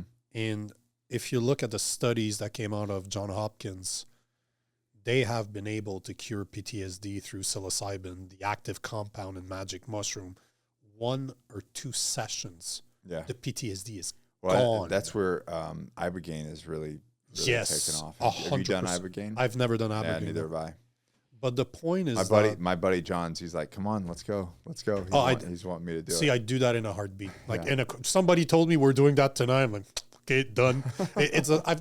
I've tried it so many times. Like, I've done so many of them that I'm always down. Plus, I don't believe in coincidences. Right. It's so hard to find somebody that has it, that you can trust doing it. Somebody offers it. They run a great. It's an 8-week program. I think it's 7 days in Mexico. Yep. But the whole thing, like from start to finish, is 8 weeks because it's coaching and like that's how it should be. And, that's how it should be. And then follow up stuff, making sure you're actioning on the things that you've experienced and making sure that you're staying consistent. It's one of the most important part about psilocybin or psychedelics is mindset. You need to be in the right place. Yeah. Like the guy Matthew for ayahuasca will tell you a couple of weeks prior, stop watching TV, don't be on your phone, try to be in a mindset, try to go in nature, try to connect with what's real. Clean your damn diet up. Oh, he wants you to go vegan. He literally tells you to go vegan so that all the steroids, the hormones, the crap that's in the meat is not in your gut anymore because it could not react as I don't eat that kind of meat, so I'm not going vegan. Neither do I, but the point point is that he just wants you to shock your body in a way where you can connect with yourself before you get there, because the way he does it is kind of cool. You show up on the Friday, you have your first session on Friday, then you talk about the experience. We all sit out, you eat fruits, and his wife makes a killer chocolate cake, and then it's silent. You stay silent. The whole Saturday is silent until you have another session. Then you get to talk again, and then the next day before you leave, you do about an hour of breathing exercises. So this is how he runs this stuff. It's cool. It's the way he does it is brilliant. But, you know, I that's another story I've never said, but Matthew he is by trade, he is a stuntman for Hollywood. He's been in a bunch of movies. He's a skater. Like, he loves the rollerblades, and he's a crazy person. He's a martial artist. He looks like Jesus. If you look at him, he likes to wear, those robes. You have a beard, long hair. He literally looks like Jesus. And he told us a story. I think it's the first time I met him. He told us a story that he was on a Hollywood shoot. He was in Hollywood, and he was he was like in his early 20s. He gets a call. Guy? Yeah. But he spent about 10 years in the Amazon learning from shamans down there. And I think he's there right now. Like, he's all over the place, but he receives a call from his mother saying that it's not going too well with her boyfriend. Next thing you know, he kills her. So her boyfriend, she wanted to leave him, and that's why she was talking to Matthew, and she tried to leave. He killed her. Now the guy's in prison right now for the rest of his life. But the story is that Matthew forgave him. He explains, like, that story makes me, like, when he told that, I was bawling like a little bitch. But this is the power of that plant medicine you're talking about. You know how he explains it? He's like, can you imagine being so lost that you're ready to kill the thing that you love? And that's how he sees that the man that killed his mother. This is the power of that plant. This is why I'm saying I agree with Joe Rogan that politicians should have to face that. They should have to be extremely uncomfortable for that 4 or 5 hours. They probably should do a week every day, double dose. Like, do it like they do really in the Amazon. Because any transgressions, whether they bother you or not in this form, when you go there, it changes the game. What's right or wrong changes. And you don't have a choice to face it. You don't have a choice to face it. You can resist it all you want. It's just going to be worse. You have, at one point, that's why I'm saying not just one ceremony. Like, if you go to Peru or you go to the Amazon, they have you for a week. Yeah. And they often do one in the morning, one at night. So you're not running away from anything. You cannot. You're fucked. You're going to have to deal with it. One of the things that I think people, and I had this fear too when it came to it, I would see guys that did it, and it's like their personality changed. And I was like, I don't really like that. I don't like. How so? So I figured it out once I did it. No, but how did their personality change? I mean, like their priorities, the way they communicated, Yeah. like what they were doing in their life, the way they acted. And I'm like, I don't want to go do that thing and then turn into some fucking hippie weirdo. You know what I mean? says the guy with bean brace with. This is with- Greek. This is Greek shit, man. Is it? Yeah, I got these in Greece. Looks like This one I got. That's a different story. This is a good story. This is a good That's story. some though. hippie stuff right This there. is some bro. hippie stuff. This is from Everest. This. Oh, that's cool. Yeah. So, but I'll tell you about that in a second. So I see these guys and I do it. And I had a bunch of friends and I'm like, dude, they got really like weird and hippie-ish, and I'm not really into that. So Were they old military too? no, not all of Just them. regular dudes? Some of them were military and some of them weren't. So it didn't matter. It didn't matter, but like I would just see the way that some of these guys would change, and I'm like, yeah, bro, like I'm not into that stuff, and I don't want that to be my personality. What I realized was, it doesn't change your personality. It just gives you permission to be authentically yourself. So what it was the version of these individuals that were before wasn't really their true self. They were putting on a facade because they felt like they needed to act a certain way or do a certain thing or communicate a certain way. But once they had that ego death, and once they processed that and had their life looked at them, they were like, okay, I'm going to be me. I'm just going to be authentically me, and I don't need anybody's permission to not be me. And like for me, I don't think I changed that much. The only thing that maybe, like obviously a lot of personal work, like control issues and all that, like the stuff that you get seen, right? Having fear, a lot of it just, I would say, just brought me back down to peace. But at its core, I'm still the same dude. I can still be intense. I can still do all the things that like nothing's really changed because I had done so much. And it was funny. I was talking about it at the end of this thing with two of my business partners. And I'm like, oh, I get it now. All the work led up to this, like, made me who I was. I liked who I was. And so that therefore it didn't really change. It was just some like minor things that like hangups that I had that I need to get rid of. You know what I mean? But they're not minor. That's the thing. They look minor. They're not. They're once not minor. You've been through it. They're like, not minor for me. No. Like they're big things. They're big, like you said, unlocks to your life. 100%. But it really came down to, and so anybody that's like on the fence, that's really why I want to say that, tell that story, is because I think I was on the fence because I didn't want to have this whole personality shift and be something that I wasn't. But the reality is, those individuals that did change, they were being something they weren't. And now they're being just their normal self. Like, this is who they are, And that's kind of what, so when I went through it myself, I'm like, oh, I get it now. It just gives you permission to like drop the veil, to drop the show that you're giving people. And then you just don't give a fuck about being who you really are. You're not asking for permission anymore. Somebody corrected me when I said something similar to that I didn't give a fuck about people's opinion. It's incorrect. You care so much that you're not going to let it affect you anymore. Yeah. And I like that. Somebody said, because I'm big on words, right? I like to make sure I use the proper words. And when he said it, I'm like, you're absolutely right. Because if I didn't care, I wouldn't do it. Right. Right. But this is what you're talking about. And I couldn't agree with you more. It is a very revealing, they're very revealing experiences. To be able to look at yourself with no mask on is a fucking frightening thing. If you've never done it, it might be the scariest thing you go through. And I think people generally are, and I don't mean to use the word afraid, but I think that there's a lot of fear around, like, what will people think of me? And not with any, just in general in life. If I do this, if I say this, what are people going to think of me? See, my fear is never that, because to this day I'm scared. I know if I book a weekend or a week away, I will be scared shitless going on, because I'm like, oh man, what am I going to face this time? Because it's always a surprise. You never know what's going to coming. There's always something, There's always something I need. And now I'm due. It's been almost 3 years. Last time I did it with my wife was about 3 years ago. And I'd like to do it again to see how far I've gone off course. Because sometimes I'm a guy. I need a smack in the back of the head. Tell me, hey, bro, what the fuck are you doing? And I'm there right now. I think I believe I've grown so much over the past few years, but that's a very biased opinion.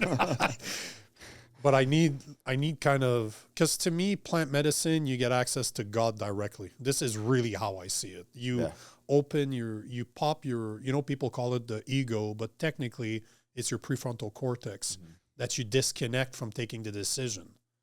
Because on a science level. On a science level, from the age of about 5 years old, your prefrontal cortex has been built in order to take decisions for you. Like I use this example all the time. If you look at a doorknob, if the doorknob is at the proper height, you'll never look for it. Next thing you know, you're on the other side of the door. That's your prefrontal cortex working for you. And that's what ayahuasca, psilocybin, 5-MeO does. It pops that prefrontal cortex so that you get to see the world without that filter that it is. Yeah. I miss it. I talk about this, I'm getting chills, man. It's been so long since I've done it. I miss it. It's such a great tool if you understand the use for it. It's definitely a tool. I will say, because somebody was asking me, like, oh, so you're just going to do, you're just going to pop DMT every Friday night and for a good run? I'm like, be careful. I'm like, are you freaking kidding me, dude? Hell no. Like that is work, man. I was exhausted when I came out of that thing, mentally exhausted. Yeah. And so it's not don't get me wrong, it's not a fun time. It's not a recreational, like, oh yeah, I'm going to go see the wizard. No, it's work. The best way I journaled after that thing. I wrote down a ton of shit, man. I was like, my brain was just like pouring. Yeah. So no, it's not something that I'd want to do every Friday night for fun. The best way I can explain it, I have a lot of tattoos, right? I see ayahuasca like tattoos. It hurts like hell when you're having it done. You're not going to enjoy that 4, 5, 6 hours you're sitting. No. Once it's healed up 2-3 weeks after, you're like, oh man, this is cool. This is how ayahuasca is. Yeah. You're not going to enjoy. I might have enjoyed a couple of sessions in my life, but most sessions I never enjoy it. During the act, I don't like to be reminded how much of an asshole I am. I really don't. You know what? Sorry, I don't like it. But I know that it is needed. Yeah. So I will do those ceremonies because I know mentally, spiritually, physically, I need it. Yeah. It is time for me to be brought back from my ego trip, because it's very easy to live in ego. It's very easy to believe that we do no wrong, that my shit don't sting, that I'm a lot better than other people. So going back to the vegan thing. We're not going back to anything. We're introducing a new subject. I walked in. I was like, "Dang, Nico, you put on some size. You put on some size before, but you put on how much weight have you put on?" Last time you and I seen each other, I was probably about 190, 195. I'm about 230, 232 right now. Feel good? Oh yeah. Yeah. Oh yeah. Oh yeah. So you were like a lifelong vegan for a long time, right? Correct me if I'm wrong. Until about a year and a half ago, I had been a vegan for 4 or 5 years and a vegetarian for more than a decade on top of that. What was the reasoning behind that? Because like for people that don't know, I did almost a 3-year stunt. When we met, you weren't eating meat. Like I think it was about that 3 years ago. Yeah. Okay. Because you were trying to, I think it's something your wife had proposed or something. Yeah, it was like digestive stuff. Yes. Yeah, it was digestive. So it started off with one thing, and then it kind of I started like taking things out slowly. But you look better now, though. Yeah. Like just like not even your shape, because you're wearing a massive, you're almost wearing a winter coat in the middle when it's like 80 degrees outside. You're talking to a Canadian that does minus 40. It's cold here, bro. I woke up and it was in the 50s. It's cold. But just your face. Mm-hmm. Your eyes, your skin looks clearer. So I will say for me personally, before we get to you, for me personally, it was good for like 6 months. Sure. It was like a good clean out, good reset. Mm-hmm. But then it started to have like more, like as I was doing it longer, it started to have more negative connotations. Yep. And then I didn't even realize I got to do, let me see if I can find this. You want to check for something as he's doing this? Check. There's a research that just came out that compares the brain size of a vegetarian compared to somebody that actually eats meat. I did not know that. This blew my mind. I saw that like a couple of weeks ago. That's pretty shitty. But it explains a lot. Have you ever tried to talk to a vegetarian? No, I'm just kidding. That was good. That was good. I was one for more than a decade and a vegan on top of that. So I can tell you. That's the same way with me, man. I feel like I can make fun too. Oh, it's like Jewish people making fun of Jewish people. It's like Christians making fun of Christians. You have to. I did it, bro. Like you have to. I did it. You see what I'm saying? I see one from, some of them are like theories and conspiracies, but there's one from 2012 that says the study puts an upper limit on how big a brain is able to grow while on a raw vegan diet. That was right at the end of doing the vegan diet. So how fucking crazy is that? But that's my point. Like last time and this is no homo because we're making eye contact right now. So I have to mention that it's no homo. But you look a lot better. You look so much healthier now than you did last time I saw you. It's crazy, man. I'm like damn near carnivore at this point.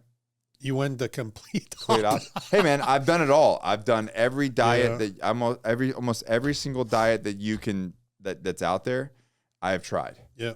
I mean, you got to think. I'm in the fitness. I've been in the fitness community for over a decade. Even before then, I was running some stuff when I was actually in the Marine Corps. I had a small business, side business. And so I've tried everything. Like, I feel like you have to. Yep, I agree. And I've landed now at 43. I've kind of landed on what I think what's balanced and what works for me.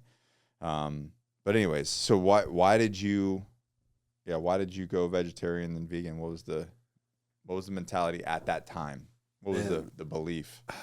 Man, I must have been about 28 when that happened. Man, it was a long time ago. But my stepdad, so the guy that my mom married eventually, because my dad left, I was young, and he was sick. He had esophagus cancer, and he was a really good man. Like, he was literally a good man. And I wasn't sure how to deal with it. And one of the guys at work was a vegetarian. And to put it into perspective, Chris is 6'7", probably walks around 350, 360 pounds, used to play for the CFL, the Homo Canadian Football League in Canada. Literally, he has to dip in order to walk into that door frame. Like, he is a monster of a man.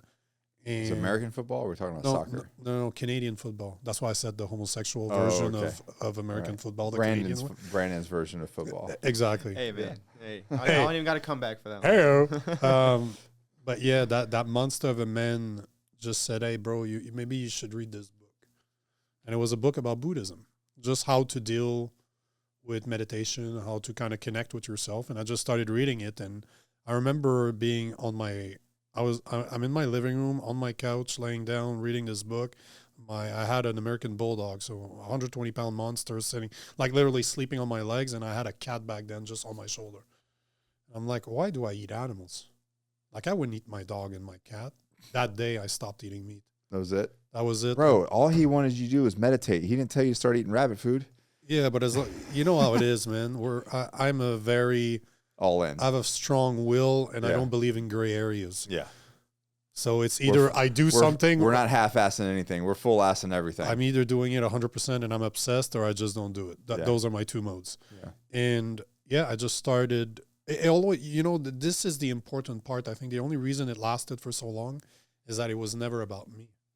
It was a spiritual belief that I did not have to harm. You had ethical reasons. 100%. Yeah, see, I never had ethical reasons. This is why it would have never worked. Yeah. This is why it's not sustainable, because physically I did not feel better. Mm-hmm. But I did it out of morality. Yeah. Which you can sustain that for the rest of your life if you want, because it's not based on how you feel. It's just you believe that it's the right thing to do. Mm-hmm. And that's why one day I became a vegan and I completely stopped everything. But, for more than a decade, I had digestive problem. I literally had diarrhea every couple of days because of what I ate. And I'm not somebody... Did you know that it was connected? It proved it to me about 1.5 years ago when I started eating meat again. Because now I don't have those digestive problems anymore. Yeah. But to put it into perspective for the people listening to this, I was fighting back then. I was an amateur fighter in Muay Thai. So I was competing, and I won a North American title as an amateur. So I wasn't just fighting a little in backyards of people. I was actually seriously competing. Yet I was able to do it on a vegan diet. I can only imagine how the performance would have been different if I did it the way I'm eating right now. But I was lean. At 28, not at 43. I feel better now that I did. I'm talking about being in the ring. A little bit different game. I'd like to do it again. I'd like it. It's been itching recently. Don't fight a 28-year-old. I don't know, man. It's just, you know how it is. When you get older, you start looking at what you used to do, and you're like, could I still do it again? We're men, right? Yeah, you can't, though. Probably not.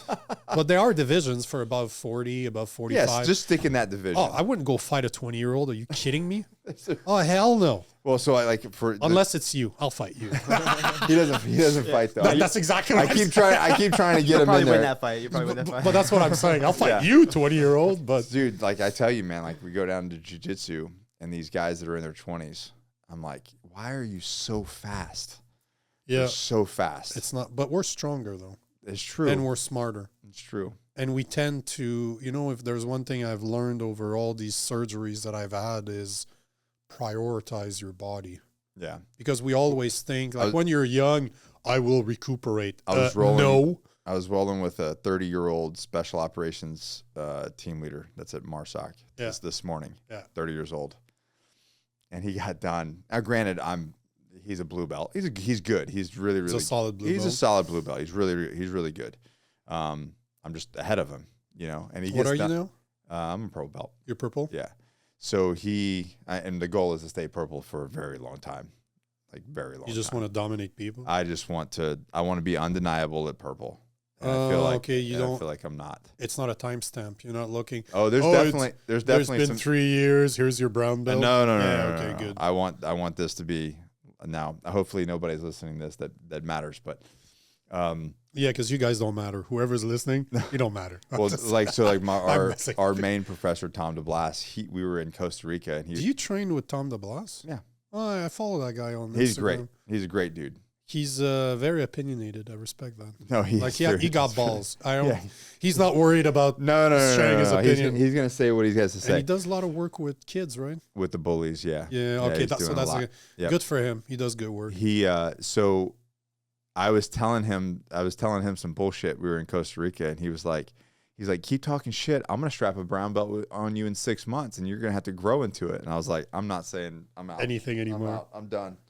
But anyways, he a big guy, by the way. Maybe not anymore. I mean, if he gets a hold of you, you're gonna think he's like twice your size. But is he tall? He's like 6 foot. Okay, so he's a good sized guy because he looks like it on. But we both know how you look on camera and how you are. And he was a heavyweight. Okay, I know he lost competed. A lot of weight, when he competed, he was okay. So he's solid. Oh yeah. He's not pleasant. If he gets his hands on you, it is not fun, man. Yeah. And he's like, come here in Costa Rica, and then we go up to his place in Jersey. But anyways, what was I saying with that? Where was I going, Brandon? He doesn't want to fight. I know that. He was gonna put a brown belt on you. Oh no, the blue belt. Yeah. And he goes, damn, dude.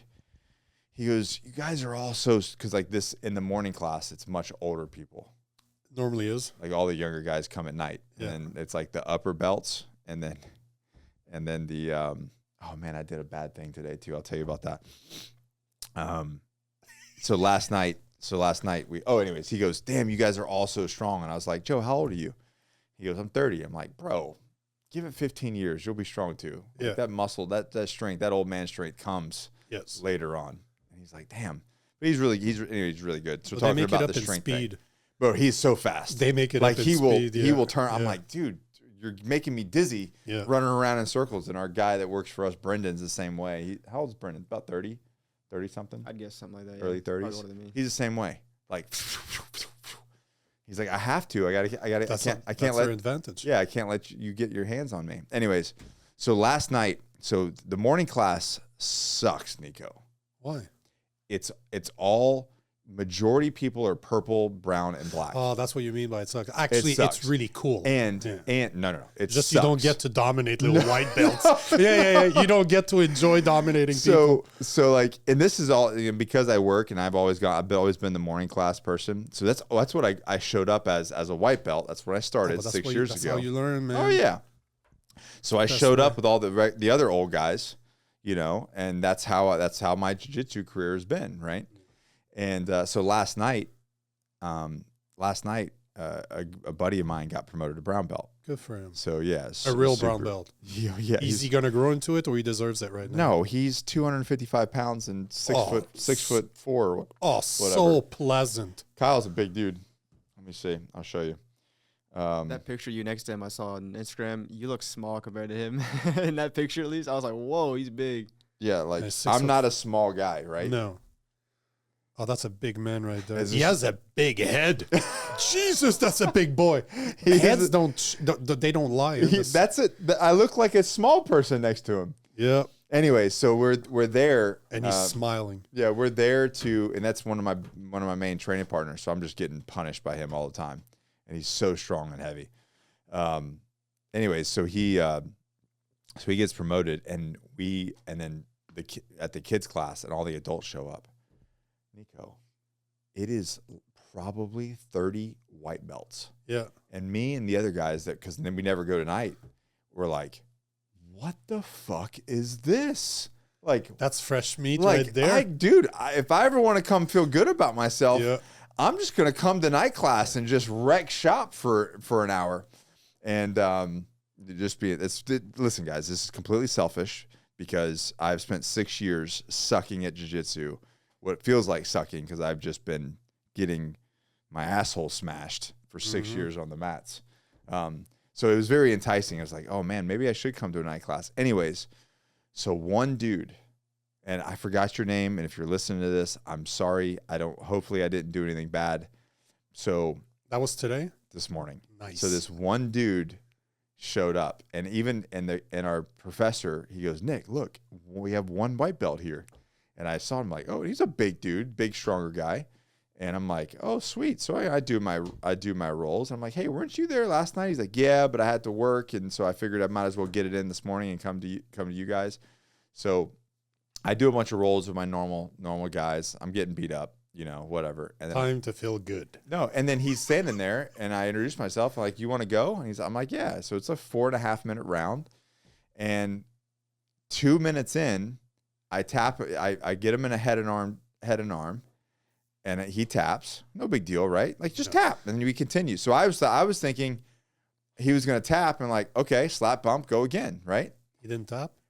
No, he tapped. Okay. He tapped, and then he got up and went home. Oh no! In the middle of the round, and I'm like sitting there. I'm like, oh shit! Did this guy just fucking quit? And maybe he had to go. I don't know. But like, why would you leave in the middle of the round? Like, ego? Maybe. Was I not supposed to? Are you not supposed to submit white belts? I don't understand. I feel like did he say bye? He basically was like, he got done. He's like, cool, man. He's like, all right, well, that's ego. I'm gonna get going, and I'm like, cool, man. Well, thanks for coming out. And then I looked at Tyler, and I'm like, oh, but that's not. I'm like, oops, sorry. I'm like. Everybody was like, we had one white belt, Nick, and you fucking ran him out. And it wasn't even that bad. I'll make you feel good about this. I saw a video this week of this. I don't know the color of his belt because they were no-gi. Yeah. But the guy submitted a white belt because they call him a white belt without using his arms. I saw that. Bro. No. I saw that. I'm like, how embarrassing. And there's a guy commentating. No. He passes his guard. Yep.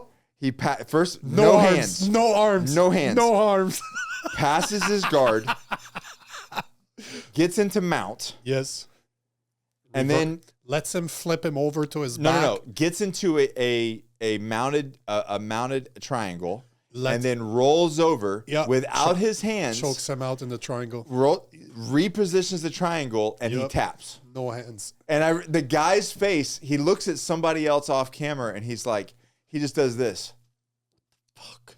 Yep. And you know what sucks about this is that it's going viral. This is what sucks. What happened? What you did What this a morning? dickhead. I mean, badass that he could do it, right? Did you Badass, see was but it what the a dickhead. commentator one that you saw, or you saw the original No, video? I just saw the video. Okay, I saw a guy, I don't know what his name is, but he's super, just judging by his ears, he's been doing jiu-jitsu for a very long time. Yeah. And he's commentating through it. He's like, anybody that's advancing belts, sometimes we like to wreck white belts. And he's like, this is the most, How else are they gonna learn? this is the craziest video. And the guy just piles it on. He's like, can you believe? Look at what he just did. There was no arm, no hands. He just reversed it. Like what's going on? Like, this guy is brutal. And his face, it was so intentional. robotic. Nothing. There's no emotions. Flat The as guy can be, is yeah. like, Flat as can be. it doesn't look like he enjoyed it. He just did it. He just did it. I think that's worse. And I then, think and that's then, worse. But the poor guy, his face afterwards, he probably looking at the professor or the coach or something like this. He was just like, the fuck was that? But that is Poor guy. that is an ego destroyer, because that is as bad as I've ever seen. I beat you with my legs only. Without smiling, without talking shit, without saying anything. And the whole thing happened, I want to say, within like 30 seconds. Yeah. 40 seconds. Yeah. But it was emotionless. There was no taunting. Yeah. There was nothing. The guy just did it, got up, and it's done. So whoever the white belt was today, I hope you don't quit, man. And if I did something, I'm not really sorry, but I really hope you come back. But at the same time, that's what martial art is. Yeah. Like, I didn't join. It wasn't that bad. I'm like, I'm not a spastic guy. I'm real slow, real methodical. Like, I don't freak out. But the thing is I say martial art has forged me as a man. I was bullied when I was younger. I was a really Yeah, scrawny we talked kid. about that in the last podcast, right? And all to say that if it wasn't for martial arts, I would have never became a sales guy selling $1 million contracts. I would have never have an audience like the way I do today. Yeah. This is all thanks to martial arts. But I've had the chance in Muay Thai to train with world champions. I'm not talking amateur. I'm talking the best in the world at a certain point in their lives. I got destroyed. There's one of my old professor that in Muay Thai, we don't often wear gear. Like, often we'll spar with a cup. Mm-hmm. You have a mouthpiece if you want to protect your teeth, but the rest is slap. We slap, we kick. That's how they do it in Thailand. That's why they're able to fight 2-3 times a month, right? Yeah. You're very respectful in the way that you spar with people. Imagine a 6'3", about 240-pound black guy that hasn't fought in about 10 years, but he was the world's best. He was the best in the world. High kick you and smile in your face. Like, he just looks at you, and the next thing you know, his foot's on your shoulder, just saying, if I rotated my hip, you'd be sleeping right now. And Did he actually connect to your head? No, he's he will dump his foot on your shoulder without turning. He's so flexible that he's dumping his foot there. He's looking at you. He's like, bro, you do realize what just happened right now? If I really kicked you, you'd be sleeping. It's just, and Clifton Brown, if you're listening to this, thank you for doing this. But Clifton Brown, you can look him up. One of the best in the world at a certain point. Like, I think he fought at 175 under Adjunct Suchart out of Toronto. And how tall? Say about 6'3". He's probably 240 now. Wow. 240. I haven't seen him in years, but the mentality though, extremely respectful. Super nice guy. Like, he is the nicest guy you'll meet if you're nice with him. Yeah. But I remember one day we used to train on Saturdays. The fighters would train on Saturday morning because obviously we ain't going out on Friday and drinking. So what else are we going to do? So we show up on Saturday morning. He's just there supervising the sparring because we'd have 20, 30 schools. All their fighters would show up to ours. Like, we do that all the time. We were all under the same Jean, the same master. So all the schools were related. And I asked him one day after training, I'm like, hey, man, he's like, how'd you do it? And he's like, I'm a lion, man. This ring is mine. I don't care. If you step in, you're fucked. This is mine. And he starts talking. He's like, I'm a super nice guy, but he's like, I'll tell you a story. I was on a seminar one day somewhere in the US, and he's like, the guy running the school wanted to spar me in front of, we just finished a seminar. If you've ever been to a martial arts seminar, you'll roll, you'll have fun. And depending on the guy that's there, he'll spar with people. He doesn't care. Yeah. But be respectful. Yeah. So the guy tried to show him up in the ring. The instructor, he knocked him out cold in front of his people. That's the type of mentality. So this is the type of guy I got what's the word I'm looking for? Because it sucked, but I got the pleasure to do because how many times have my egos been stumped? How many times? Every time I show up to the gym, chances are, but if you stick to it, and hopefully that black belt, that white belt does, and just to show you how beautiful martial art is, I was training in Ottawa for a few years. I was in Ottawa, I was training. There's an instructor there that shows me a trip. It's just the way you catch the leg and you just scoop the back leg, right? And the person goes flying. I'm in Toronto, I'm fighting. I'm fighting.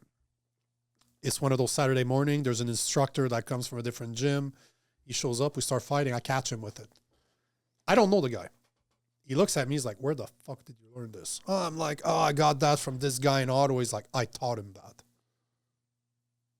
This is the beauty of martial art. I caught somebody with his technique that was taught to me by another guy. But this is the beauty of martial art. Cool. But you just need to stick to it because your ego's going to get stumped. Oh, there's 100%, if there's, if it's a real martial art. Yeah. I'm not talking about Taekwondo. I'm talking about. And even Taekwondo, there's some real stuff in Taekwondo. The original one. Yeah. The original, But you got to get your hands on people. I don't like the North American version of a lot of martial arts because they lost the competitive edge. They lost the damage. They lost getting injured. Like one of my friends from Israel, he did the IDF. He trained IDF soldiers on hand-to-hand combat using Krav Maga. He's out of Toronto now, and man, you know your phone every now and then, if you have an Android, it'll pop up some old pictures of you. And my birthday was a couple of weeks ago, and it happened that about 5 years ago during COVID, I was over there. I got pictures, man. I am purple everywhere because I don't know if you've trained Krav Maga, but you train with all your equipment on. Yeah. You have shoes, you have your pants, you have you'll wear a 4-ounce glove to spar, but it was an advanced class for instructors. Makes sense. This is what you operated. And we tried the 6-against-1 weapons. I got no weapons. They have bats, they have sticks, they have gloves. They literally bash you, but you need to do something. You need to get out of it. Happiest day of my life, bro. Like I lift off my shirt. I am purple everywhere.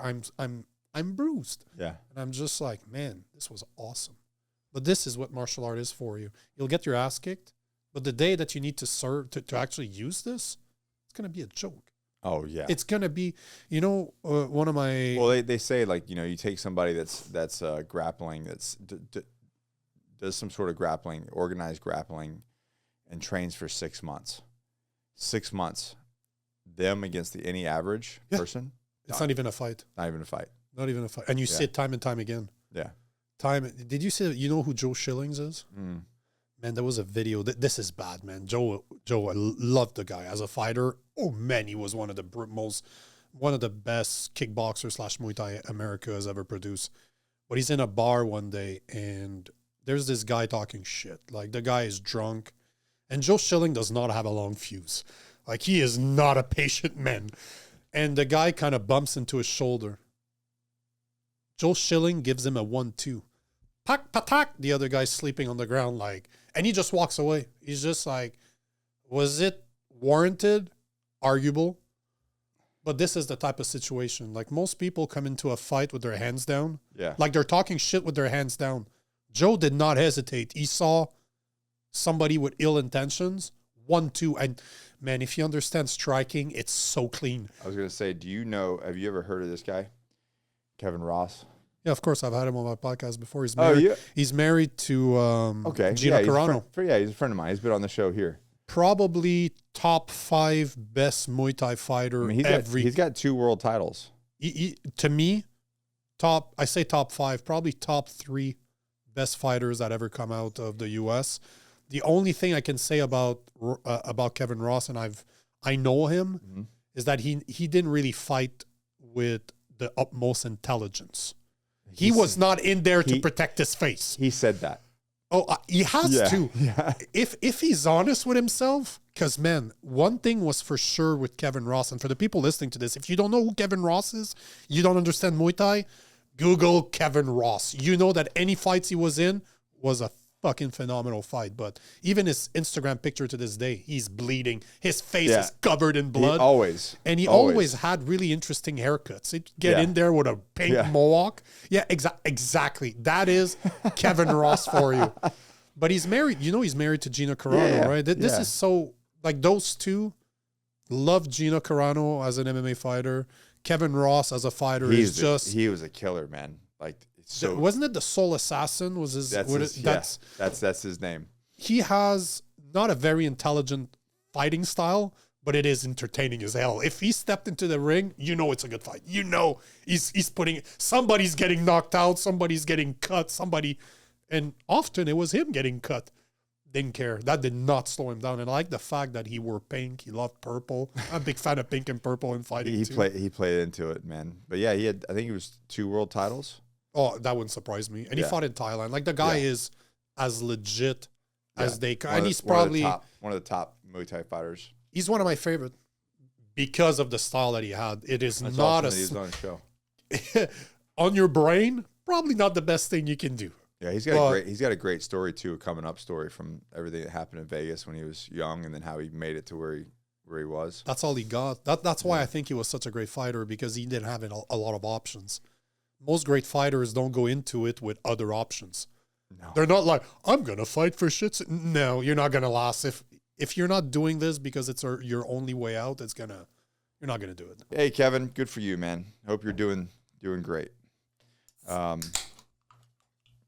So you are going back to Canada. I am, yeah. Visa's up. How do you do the visa? What do you do, like 6 month visa? Yeah, but it's changed now, though. I was just reading about this yesterday. Trump is kind of changing it. I think that now, as a Canadian, if I come back, if they allow me to come back, we'll see. Yeah, I have to check in every month, something like that. Check in where? I'm not sure. Like I haven't looked at the regulations and the actual policies yet, but I was reading an article about it yesterday where you have to check in somewhere with immigration or border control every month or so, which, whatever. Like, I've traveled all over the world. I've done a lot of backpacking, and there's restrictions on visas. It's just that as Canadian, we've taken our relationship with you guys for granted for a very long time. Because you're neighbors. Yeah, we're like your little brother, right? Yeah. Like the little brother that's weaker, that doesn't, like the third child. Yeah, right. He's the artistic one because he's never had to lead anything in his family. That's Canada for you. So, what do you think about the rhetoric of them of Trump calling for Canada to be the 51st state? I'm not sure because, at the end of the day, I'm always a conspiracy theorist, first and foremost. What's the goal? Why would he like us to become the 51st state? Because if I just look at it from a political standpoint, it is the dumbest idea you guys could come up with. Mm-hmm. Canada is like California on steroids. Right. We're like 40 millions. Yeah. Why the fuck would you want those people to become American? That voter pool? Exactly. Yeah. Do you want to make sure you're never reelected again? What's the percentage of, what's the split in Canada? Most people are leftists, man. Do you know what the percentage is? There's no such thing as, I've never seen percentage-wise, but the average Canadian is a lot more social. We're very social structured, right? Mm. So for us, we're more liberal by nature. Like, we don't have even the... I hear that. I have Canadian friends, but none of them are liberal. So that's probably why they live in the U.S. That's probably some of them are up there, but there's some that are not. I'm not saying that they're all are, but there's by nature. Like take abortion, for example, which is a perfect example. In the U.S., it's a debate. In Canada, nobody will debate that. It's not even on the table of being discussed because this is something that we've agreed to for so long that it's just normal. I never came to debate abortion until just a few years ago. Now I'm completely against it from a morality standpoint. Yeah. To me, life begins at conception, and you're murdering the unborn, which is the most vulnerable state that we can be. We're supposed to be tolerant, and we murder our children. Like one of the guys on my podcast, I cannot remember his name right now, but he's a millennial, and he's like a third of my generation. It was a third or a fourth of my generation is missing because of abortion. I'm like, what the fuck did you just say? And he's right. We're just in the, but And there's also like a lot of, like, you look at Planned Parenthood in the U.S. and why it started. It's like extremely racist. Oh yeah, if you look, it's more than just racist. Like Margaret Sanger, yes, was a, oh man, what's the term? What's the term that the Nazis were based on, where their ideology is to eugenics. She's a eugenicist. yes. The whole Planned Parenthood was Yep. created by eugenicists. And Like it blows my mind how people are so scammed. Like, oh, we're doing this because like you have a choice in this and that. No, dude, they're trying to eradicate your race. they're trying to pick and if were the Nazi wrong? Yes. Why? Because they wanted the Aryan race Yeah. as their gold standard. What's the difference now? Who does the most abortion? Black people. Ouch. So what are they doing? But so I did not want to go down that path. But what I'm saying is, like something like abortion is not even discussed in Canada. This, we take it for granted. It's totally to us, and I'm not saying to me, but Do you have rules with it? not really. No, not really. Man, do you even know what MAID is? MAID. We have assisted dying in Canada. Oh, yes, I did hear about that. Now they're trying, so it went from you have terminal cancer to you don't feel really good in your life, well, maybe you should kill yourself. This is how broad it's become now. They're basically like putting down a dog. I have depression. I have chronic depression. So Except the dog doesn't choose to be put down. Right. In this case, the dog is choosing, I want to be put down. Yeah. Yes. So I think the dog's more intelligent. My dog's more intelligent. But the point I'm trying to make is that we're so... That's fucking crazy. Oh, MAID is crazy. And you can look up the numbers of people that took MAID, like that did assisted killing or assisted dying, sorry. It's insane. It's absolutely insane. It's tens of thousands You of only got to people. be 18, it says, too. That's crazy. Yeah. You do it at 18? So to go back to your question about the 51st state, do you guys want this? Because I don't think you guys do. Like, I don't think you want... Great point. I don't think you guys want us. I'd love to be American. If you gave me a choice, no, but if you gave me a choice tomorrow, Yeah. I would give up my Canadian... Why? Because I like the South. I really like the southern state But because there has to be something with America that you align with. You're like, I would be down to be an American. So like, what's the... I'm more patriotic about your country than most Americans. I believe in your country more than most Americans because the First and the Second Amendment, Most immigrants do, though. best piece of political legislation that's ever been invented. Concur. You are allowed to say whatever the fuck you want. Not meaning that there can't be consequences, but you're allowed to say it. Yeah. If the government tries to take your free speech away, you can own all the guns possible to take it back. Yep. There you go. That's your constitution. You want to know your constitution? Right. That's it. Most brilliant thing ever. Plus, your system of law is based on Judeo-Christian or on Judeo-Christian values, Yeah. which I align with. And I like the South because you guys still... there's an example I use all the time is in Canada, we lost our war of independence. We're still under the UK. We're still under the king right now. Right. You guys are not. Yeah. And the guys especially... Yeah, most people don't know that. No, Yeah. we are still reporting to England.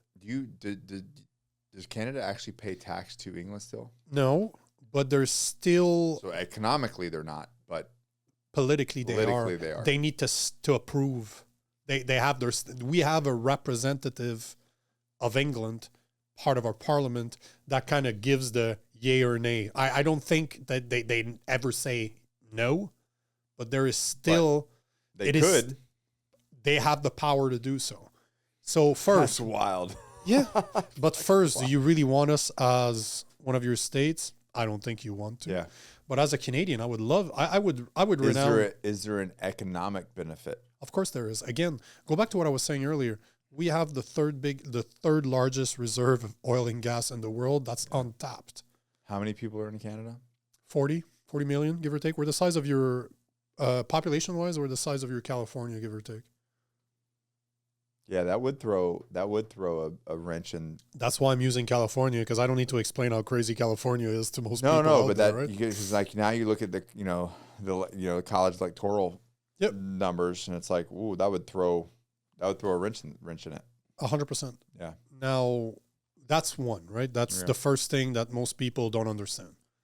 Second, as a personal person, I take a citizenship to the U.S. over my Canadian one. If Trump had mentioned that he would do it at one point, I would take that deal right now. Yeah. My wife and I both agree that we would take that citizenship. Plus, my wife's Italian, so we can go to Italy. She's a citizen there. I could become a citizen there too. Yeah. So having American and Italian citizenship, I'd be pretty fucking cool. Like, I'd be pretty done right there. So I would take it. But as a state, I don't think you guys want us. But I understand at the same time, you give me a choice right now. And it's funny, I was posting about this morning. If you give me a choice of another 4, 8, or 10 years of liberal rule, or you give me a choice for Canada to become American, I'd take the American route tomorrow, because I could literally leave Canada, go down to I'm not staying in Canada, so I don't care. If you give me an opportunity to become American, I'm moving down south, some North Carolina, South Carolina, Alabama, somewhere in I like Arizona too. Yeah. But I'd move down here in a heartbeat. Better weather, better people, more guns, more free speech. And what I was going to say is I don't want to use the word pride, because pride is a sin, but there's people down south are reminded, I don't know if it's through education, it's through their parents, that you won your war of independence. There's always that patriotism that exists in the South. There's a good reason why most military guys come from the South, because they want to do something for their country. Find it misguided or wrong, that doesn't matter. The fact that their intent, yeah, the fact that they want to do something for something bigger than themselves. Thank you. Yeah. That's exact. So there's a good reason why, because you're reminded of that. Your northern states, and believe me, I've visited a lot of them, don't remember this. It seems like there's a difference somewhere. I don't know if it's education or just the parents, but there's a difference in society in the way that they see the U.S. You guys like the U.S. People more up north or closer to Canada seem to think that the U.S. is wrong in everything. Especially in the Northeast. Exactly. Yeah. So I you like get into the Montana, Wyoming area. It's not so much. No, I like those places. Yeah. I would love to spend time in Montana. Like, it's so pretty. So pretty. So winter is rough there. I'm Canadian, bro. That's true. I'm Canadian. I'll probably wear flip-flops. But I really like the people. Yeah. As a guy that's done coast to coast to coast, I just love the people. Because you got that van and you guys went around everywhere. I did. We did 25 states. Yeah. So, okay, so on that, now you've, over the past, couple of years, you've built a significant platform. Yep. You highly speak about politics and every day, and kind of, ownership, men taking ownership of their lives, etc.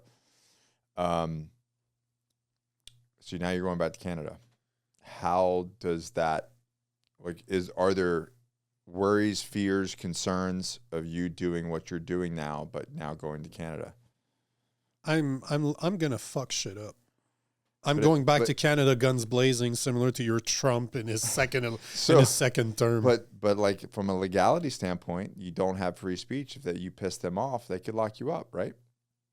I do not have faith in men. I have faith in God, and God asked me to be the watchman's trumpet.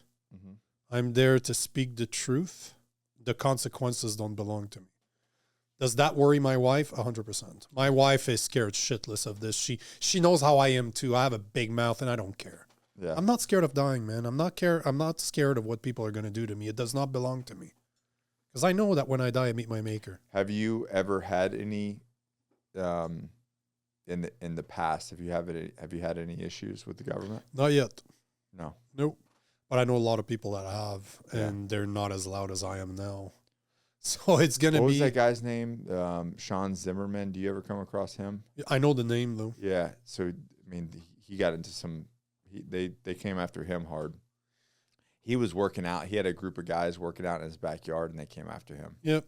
But that happened to a lot of guys in Canada. That happened to pastors that kept their church open. Yeah. There's a guy by the name of Derek Reimer, sorry. He's a pastor out of Edmonton, Alberta, that speaks against the trans speaking hour. You know what I'm talking about? Like they go to story hour, sorry.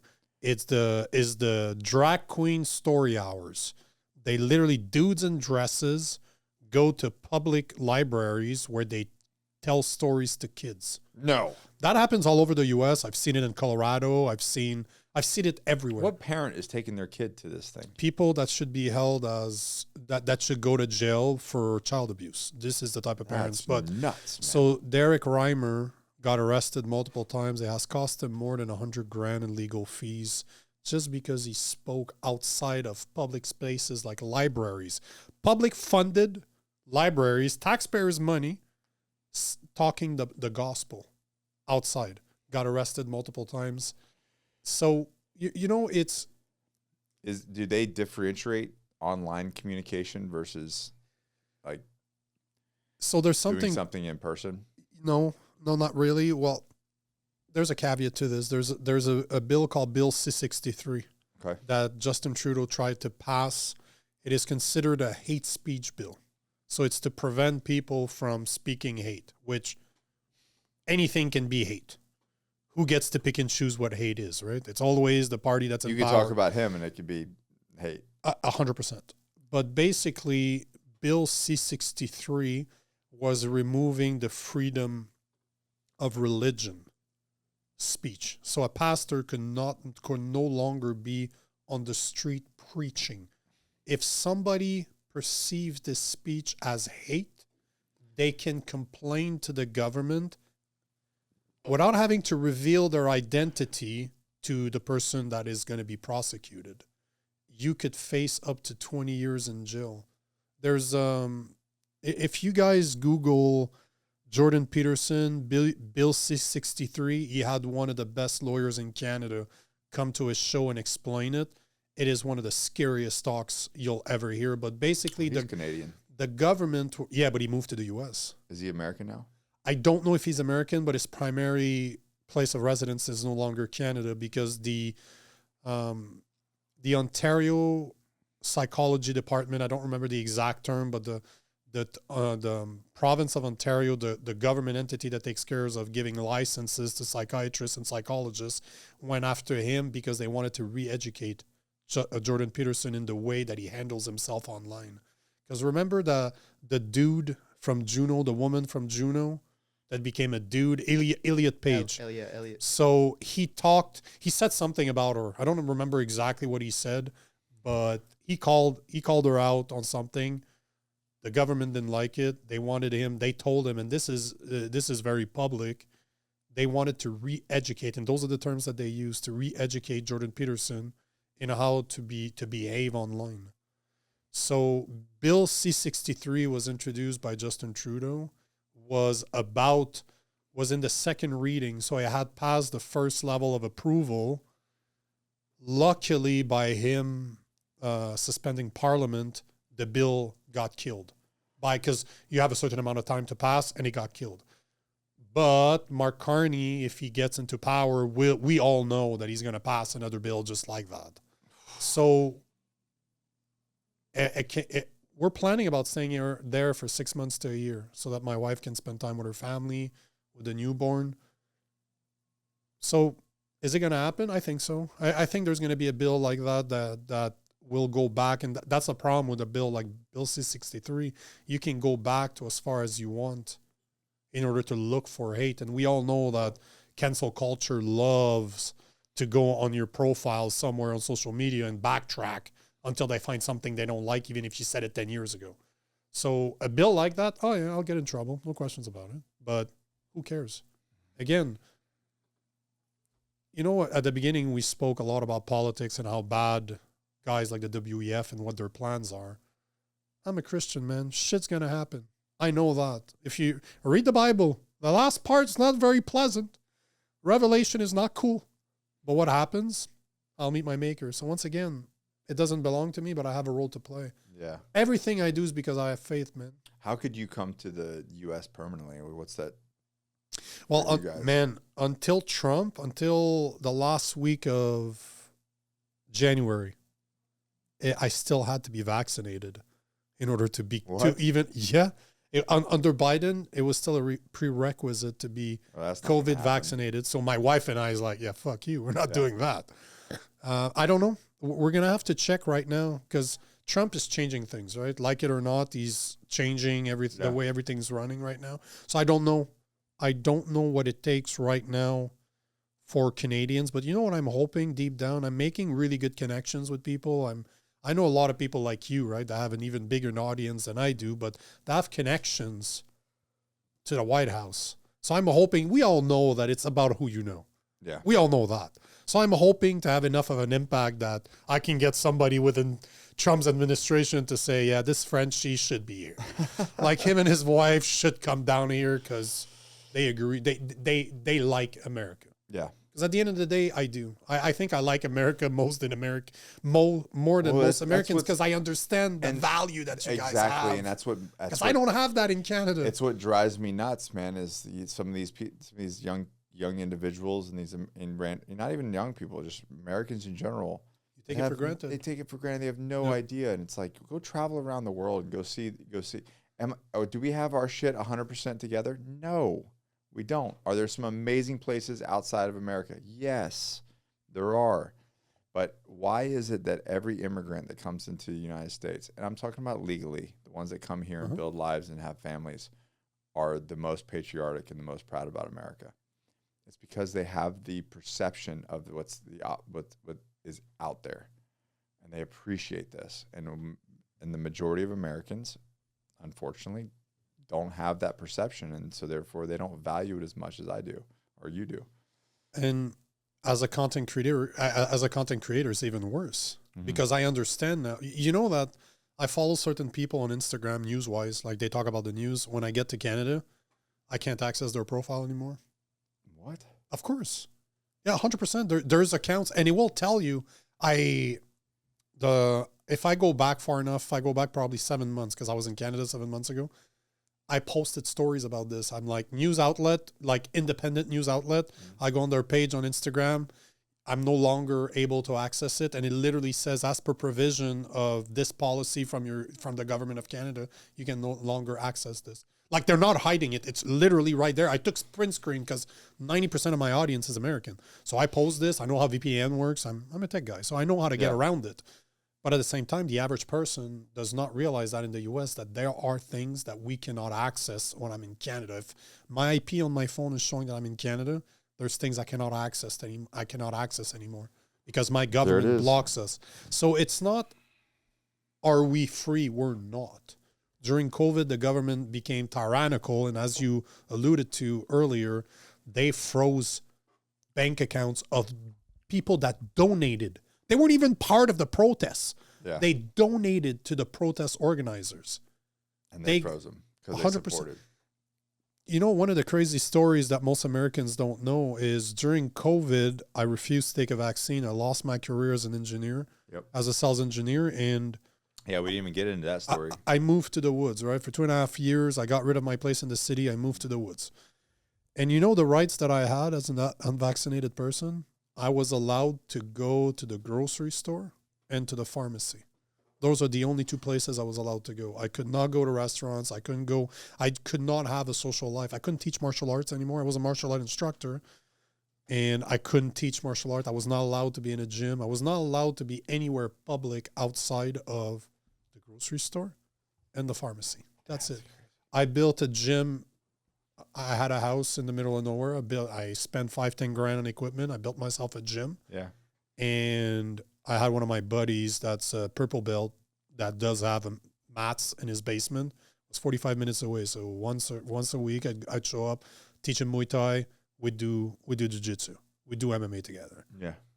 But that's what I did for almost 2 years when I was there. Other than kind of, being not being able to go to certain places, but kind of just being out there. Like, how did you feel separating yourself from The best thing that ever happened to me. Yeah. I'm an extrovert, right? So when I saw, COVID to me was an experiment. I saw it as soon as it happened in 2020. I got friends that are nurses and doctors. The first thing I did when this shit happened, I loaded my shotgun because, earlier you were saying the movies that you watch are always in your head. So I heard virus. I'm a gun owner. I'm like, fuck it, zombies are coming. I'm ready for this shit, right? This is where my mind went right away. Then I put down the shotgun and I called a nurse and a doctor friend of mine. And I'm like, what's up with this? Like, hey, man, we've been dealing with this for months.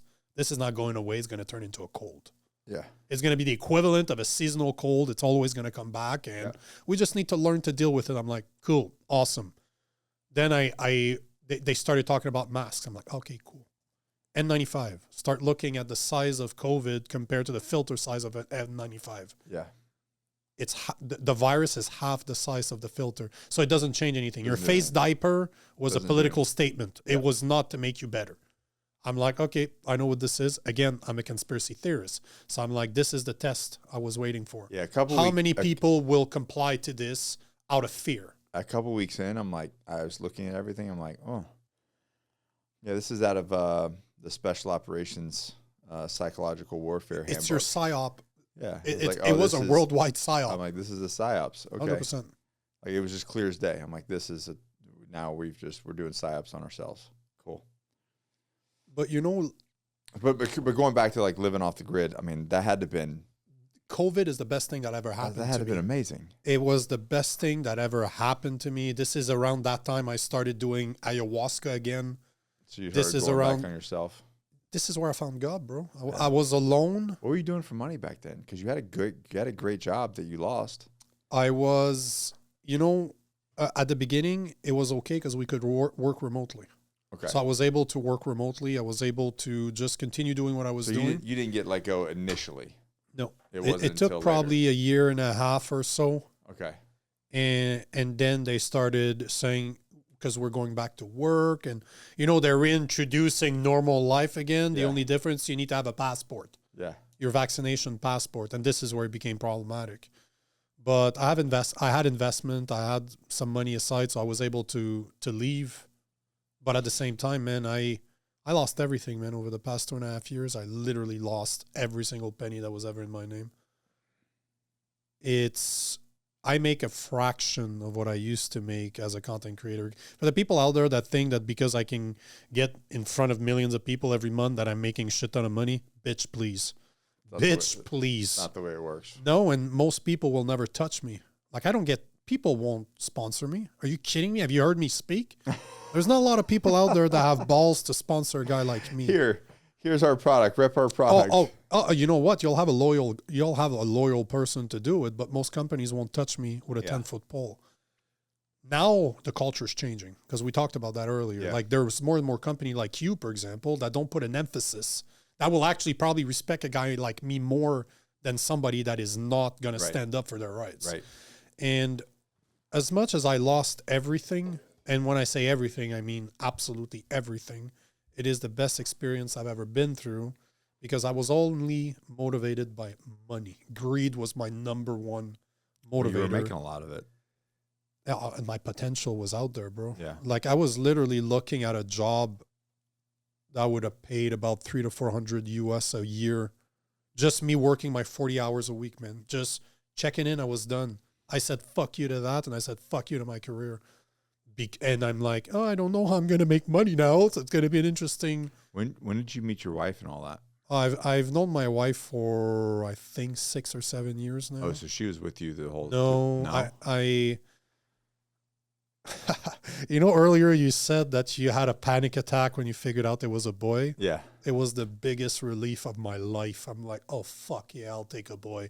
Because I've mistreated women So it's the opposite. If you were this having, is gonna, if you you were know, this is gonna girl, sound cocky, but I'm a good-looking Frenchman, and this is like, I've always said this, but this is like, how do you call it? I'm fishing with dynamite. Yeah. Like, put a barrel, fish, women, dynamite. That was me with a French accent. Wasn't really difficult. No. So when I say mistreated, I didn't probably give respect to women. I treated them as sexual objects for a very long time.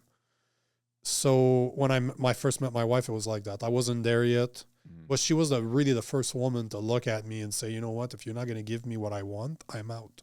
And I'm like, ew. That stung a little, right? That's what Ali did to me. 100%. She's like, listen, this is the way it's going to go. If you want this, this is the way it has to be. And I was like, oh, I need to get my shit together.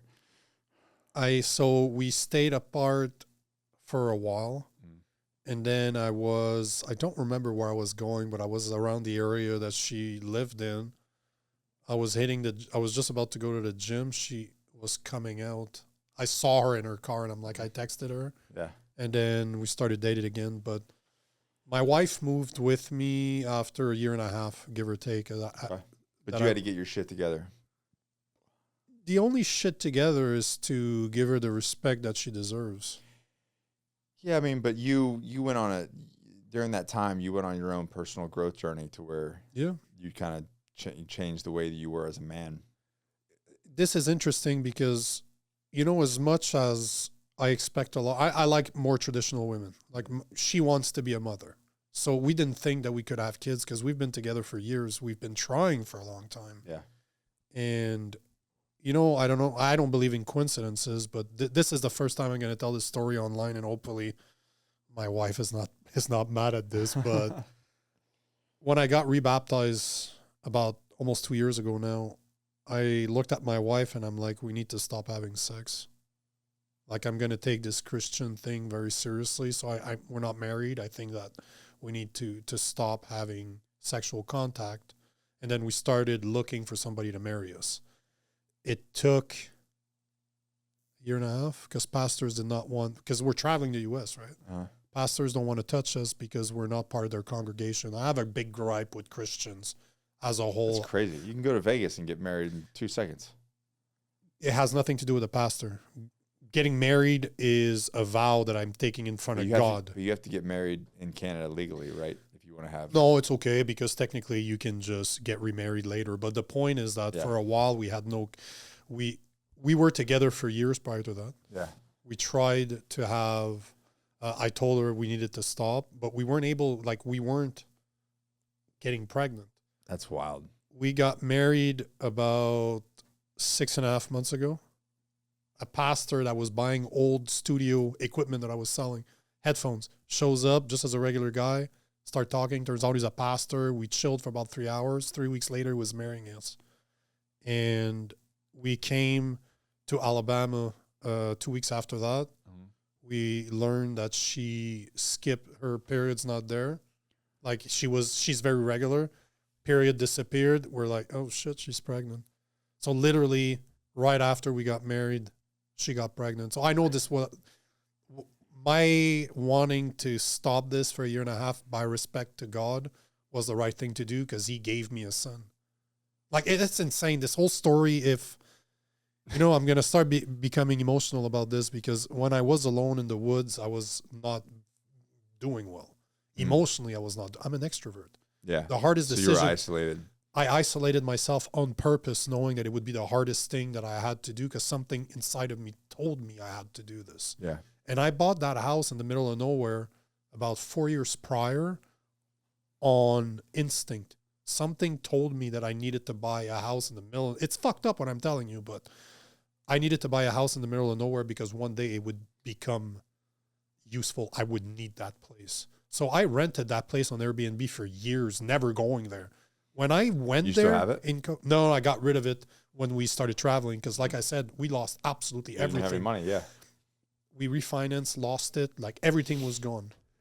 But not only was COVID the best decision, I found God alone in the woods. Then we went traveling I literally told my wife, let's refinance the house, take all the money, and we're going to start traveling. There's something telling me that I need to do this. And my wife, she has great faith in me. It's insane. I'm a very, very blessed man. And we ended up losing absolutely everything during this trip. We lost the rest that we had because I had to learn that money has no value, that the skill that I have to make money is to give it to other people, not just splurge on me out of vanity. And now everything's starting to fall. The day I accepted that, everything's starting to fall into place. So not only did I get married, not only that God gave me my first son, now monetarily everything's starting to Fall into pick up. place. Yeah, I'm nowhere close to what I used to do, but it's starting to. Well, I talk about that all the time. I'm like, well, I need to do this and I need to do that. And it's like, well, maybe, are you happy? Well, no. Well, maybe you're not living in congruent with what matters to you. And then maybe maybe making 200,000 a year isn't what it is for you. Maybe making 120 and the lifestyle that goes with that aligns more with your. I'm working right now. Right. This is insane to me. Yeah. I get to speak to somebody like you in North Carolina, of all places. I'm fucking Canadian. I come from a small fucking redneck town. I grew up in like a few thousand. I'm not even sure there was 2,000 people where I come from. I mean, I'm telling, like, listen, I'm all for, like, don't ever apologize for making money.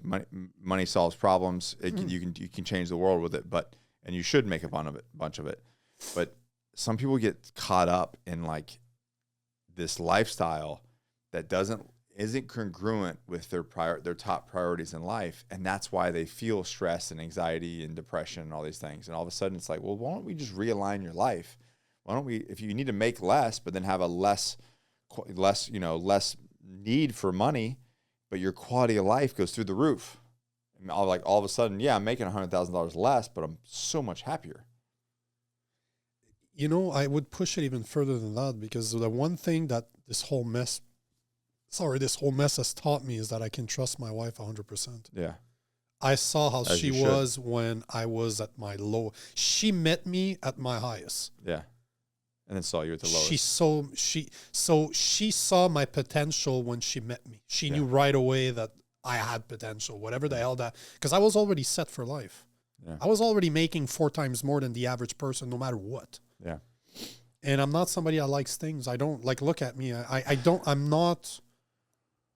like to buy one thing that's high quality. It will last me years. Like I don't care. I don't care about cars. I don't care about house. I like motorcycles, but the rest I couldn't care less. I'm not somebody that likes things. Yeah. I like experiences. This is what I'll spend money on. But I got to see her the way that she would be at my worst. So I know I can trust that woman 100,000% without. I would literally give my wife access to all bank accounts and never have to look at it again. That is how much, but that's the only person I've ever trusted like that in my whole life. Because I've seen how she was. And that's the person that you should be your wife. But that's my point. I needed to learn that money shouldn't be my first priority. Yeah. I needed somebody to check me to say, this is not how you treat women, to then prove to me that she will stick around when I'm at my worst. Yeah. I needed to be destroyed ego-wise in order to find what really matters. But at the end of the day, as you said, I'm a fucking small hick from a small town, man, in Canada. I've traveled probably 10 times more your country than the average American has. For sure. I've met thousands of people. I get to speak to millions of people every month now. I'm on your fucking podcast right now in North Carolina. You would have told me that 3 years ago, I'd be like, you're fucking crazy. Yeah. But choosing to listen to what God wanted me to do instead of chasing money has put me on this path. I have no regrets, zero. Best decision I've ever taken. Was it easy? No, fuck no. Hardest thing I've ever done, and it's still not easy right now. And that's why it's worth it, though. But I get to do this for a living. Yeah. I literally get to coach. Now I make money by coaching people. But at one point, what I'm doing now is going to start paying. Because finally, all the platforms are monetizing me because I adapted my message in a way where I know how not to get in trouble. Because I've been banned so much. Yeah, remember, this is all for comedic entertainment purposes. I'm just an idiot French guy from Canada. So don't believe what I tell you. It's all full of shit. And yes, you should get your 8 booster, 100%. But the point is, I would never go back. Even if you gave me the opportunity to go back to what I used to do, I'd never take it with a I totally understand that. You know, I appreciate those chapters as part of the story. Best part of my life was the highlight of your life shouldn't be when it was good. Yeah. It should be how did you react to the bad. And this is all that matters to me. I know what I'm made of. Yeah. I know what my wife is made of. What else do I have to fear? Nothing. I don't have anything to fear. I just need, when you're in school, when you're young, they ask you, what would you do if you had $1 million? Like, what type of job? I would do exactly what I'm doing right now. Drop $100 million in my account tomorrow. I'll get rid of most of it to help other people. I'll buy the house that my wife wants. I say that all the time. They're like, if we have that conversation, like, hey, we hit it big and have $100 million in the bank account, what would change? Nothing. Not much at all. Wouldn't drive a different car.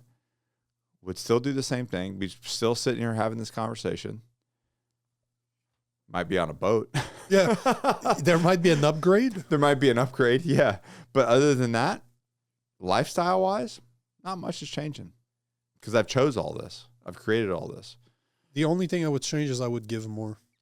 Because I give a lot. I do a lot of charity work. I do give a lot to... We give a lot, but we could give more. But that's what... I don't need money, man. Yeah. If there's one thing this have taught me, I'm a man. If we could attract women by living in a cardboard box, we'd probably do it. Yeah. So at the end, my focus is not on that. I have a job to do, and this is what I'm doing right now. And that following this path has been the best decision I've ever made by far. And it's just the beginning. And I know going back to Canada is going to be hard. Yeah. Both on the spirit and what I'm going to be in trouble for, probably, most probably. Well, hopefully not. But it doesn't matter. It's never going to change my tune. At the end of the day, it does not matter. It's not up to me. As soon as you were talking earlier on plant medicine to let go. Mm-hmm. I've accepted a long time ago.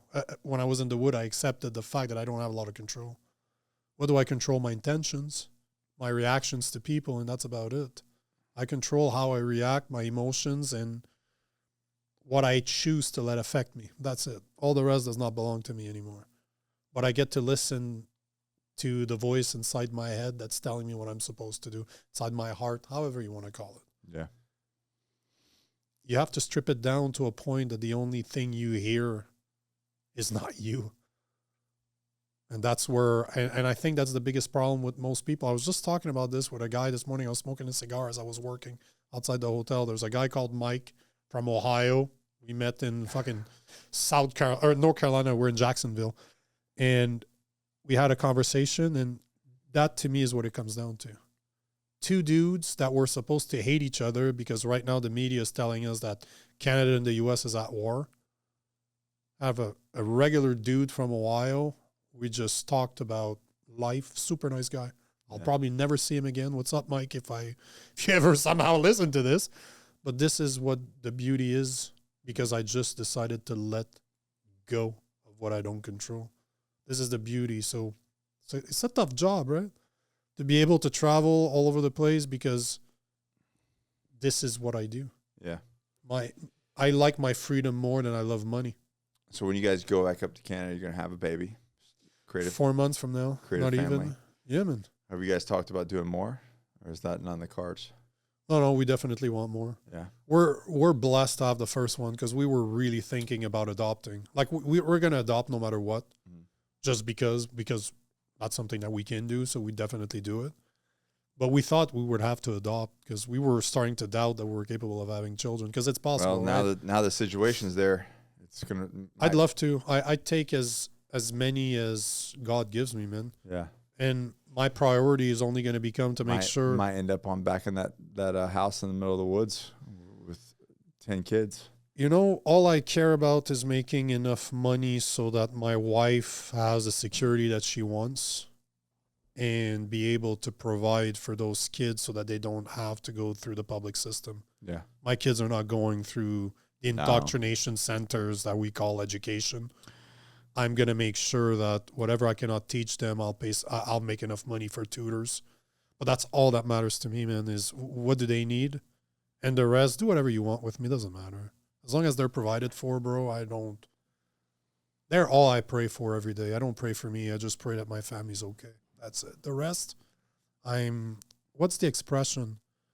Young men in the military are basically cannon something. I can't remember. Cannon fodder. That's what I am for God. As long as the only thing I ask from him is my family to be provided for. That's it. The rest, do with me what you will. Don't care anymore. Doesn't matter. No, I care. It just doesn't matter. It's not up to me. And I accepted that. So whatever it takes, man, for my family, it's all good. I'll take the heat. That's why we're strong men, right? Most people cannot handle. I told my wife about 2 years ago, stop going to my social media because I get thousands of people insult me over the many social media platforms that I'm on every day. It doesn't impact me anymore. I'm a massive troll. I've become such a troll. You don't go to a comedy show heckling a comedian. Don't come to my platform thinking that you're going to heckle me, bro. Good fucking luck. Oh, good for you, man. But most of the time, every once in a while I'll engage. For the most part, I'm just like I engage all the time. I don't. But it takes a special type of. If you look at my background, I was meant to do this because it's always been hard. Yeah. I've always been a big mouth that used to get his ass kicked. Now I know how to fight. Yeah. So I'm not worried about you. Yeah, and you're educated on the subjects enough to where people can't really. Good luck. Yeah. And if you prove me wrong, I'll admit that you were right and I'll go do more research. I'm going to check my ego. Yeah. But so all those skills that we have, who would I be not to put them to the best use? So what's, I guess the biggest thing now is back to Canada and then build this family? Well, obviously that's the most important thing, but there's 2 projects I'm working on right now that, can I plug that in? Yeah. First, I started a podcast with a lefty. Interesting. It's called Political Orphans. So we're both 2 guys that don't associate with parties anymore. We're somewhere in the middle. I'm more right of middle. He's more left of middle. There's got to be some good dialogue. It's all about politics, man. We review what's in the news every day. We go 2 hours and a half every day. We've only started this about 8 weeks ago. We're 52 episodes in. Yeah. And it's just, bro, we're averaging thousands of, because everything we do is live, right? Yeah. We're doing 1,000, 2,000 concurrent watchers every day. We literally just started. But there's a need for a political middle because I'm not a Republican. I'm not a Democrat. Yeah. I'm somewhere in the middle. I'll agree with both sometimes, but I'll disagree with both often. Yeah. And it's just picking up. It's a bit ridiculous, the pace that it's going right now. But one of the things when is this supposed to come out? Do you know? A week from today. Week from today. There's something that's coming that's called Source One that we've been working behind the scene, myself and other content creators. We're building a platform that's for the middle, a platform that's based on free speech, that you will find content creators, you'll find documentaries, you'll find movies with no limitation as to what's on there, having the goal of being exposed everybody to both sides of the argument. So we're building it as we speak right now. It's, you know what Daily Wire said they would do back in the days, that they would be for free speech. Obviously, if you've been following what's happening, they definitely are not. They're very biased in their approach now. Of course. We want to be... A lot of that's got to do with money, I'm sure. Of course it does. But we want to build that in the middle where free speech is always the number one thing. Because as Canadians, we realize how free speech is important. I don't know if you can even say, but is that housed in the United States, or how are you getting around that? It will be housed somewhere in the United States, yes. But we're building, one of the main guys, Jason Lavings, is an actual coder. Mm-hmm. So we're building a platform ourselves, which will be hosted on platforms that don't cancel you. No, I'm a tech guy. He's a tech guy. So we're the 2 main guys of this project. But what's coming is going to be that's cool that you can bring your past experience into something new that you're doing now. Bro, I've sat many times just reflecting on what's happened in my life and stepping back. Like I do with everything in life. I step back and I just look, I'm like, I get it now. Yeah, that makes sense. I get it. Yeah. I understand, because all the skills I've ever built all allowed me to do exactly what I'm doing right now with you. Right. Awesome, dude. Well, man, what a great 2.5 hours, as always. Thanks for having me on, man. It was, I remember you telling me almost 2 years ago, 1.5 years ago, if you ever swing by here, stop by. I made it on purpose Yeah. to come down here. No, but I enjoy. But bro, I respect. Well, you what came down the first time you came down. It was the first trip, right? This is literally within the first 2 months of us being in the U.S. about 3 years ago. Yeah. We were in Virginia. Yeah. We came down here, went back to Virginia, and then we went through Tennessee, and we ended up in Texas, in So this Arizona. is your second trip. Yeah, Big trip down here. we went back to Canada. Mm-hmm. We came back to Alabama because we left our RV there. Yeah. And instead of going back through Michigan to go back to Canada, we did complete east to North Carolina. Now we're going back to Virginia to see my mentor that's there, and then we're going back home. Nice. So the complete, man, I didn't think about that. Yeah. You were literally your second stop 3 years ago on when we started this. Now you're my second last stop. Right on, man. Brother. Well, dude, if you guys go follow Nico, where's the biggest platform you want to find you on? That's the difference between all the content creators and me. I'm everywhere. Bro. You're everywhere. I develop at Nico Lagan. At real Nico Lagan everywhere. Yeah. But above all, I would like you to encourage at the Poly Orphans on X and YouTube, because this is my heart's there. It's such a great place. We get hundreds of comments every day. We interact. The whole point is to do it live so we can take questions of people. And my co-host and I don't agree, so we're bantering. I know every day. that's the there's the entertainment. That's how you get away with the entertainment. Oh yeah, and he's a bald-headed Canadian too, so the banter never stops. And he's a lefty. Awesome. Yeah. Awesome. Well, dude, thanks for coming on, man. Thanks for having me on. Thanks for driving all the way down here. Much blessings to you and your family and the upcoming son. It's going to be amazing. Can't wait. Yeah, man. And then you guys go share this with your lefty friends. Agreed. Remember, this is all for entertainment purposes. Yeah, and go get your 8th booster. All right. Love you guys. Peace. Hey guys, thanks for watching. I really appreciate that. Remember to like it. Remember to drop me a comment. I want to respond to it. I'm actually the one responding to the comments. And if you like this video, you're going to absolutely love this one right here.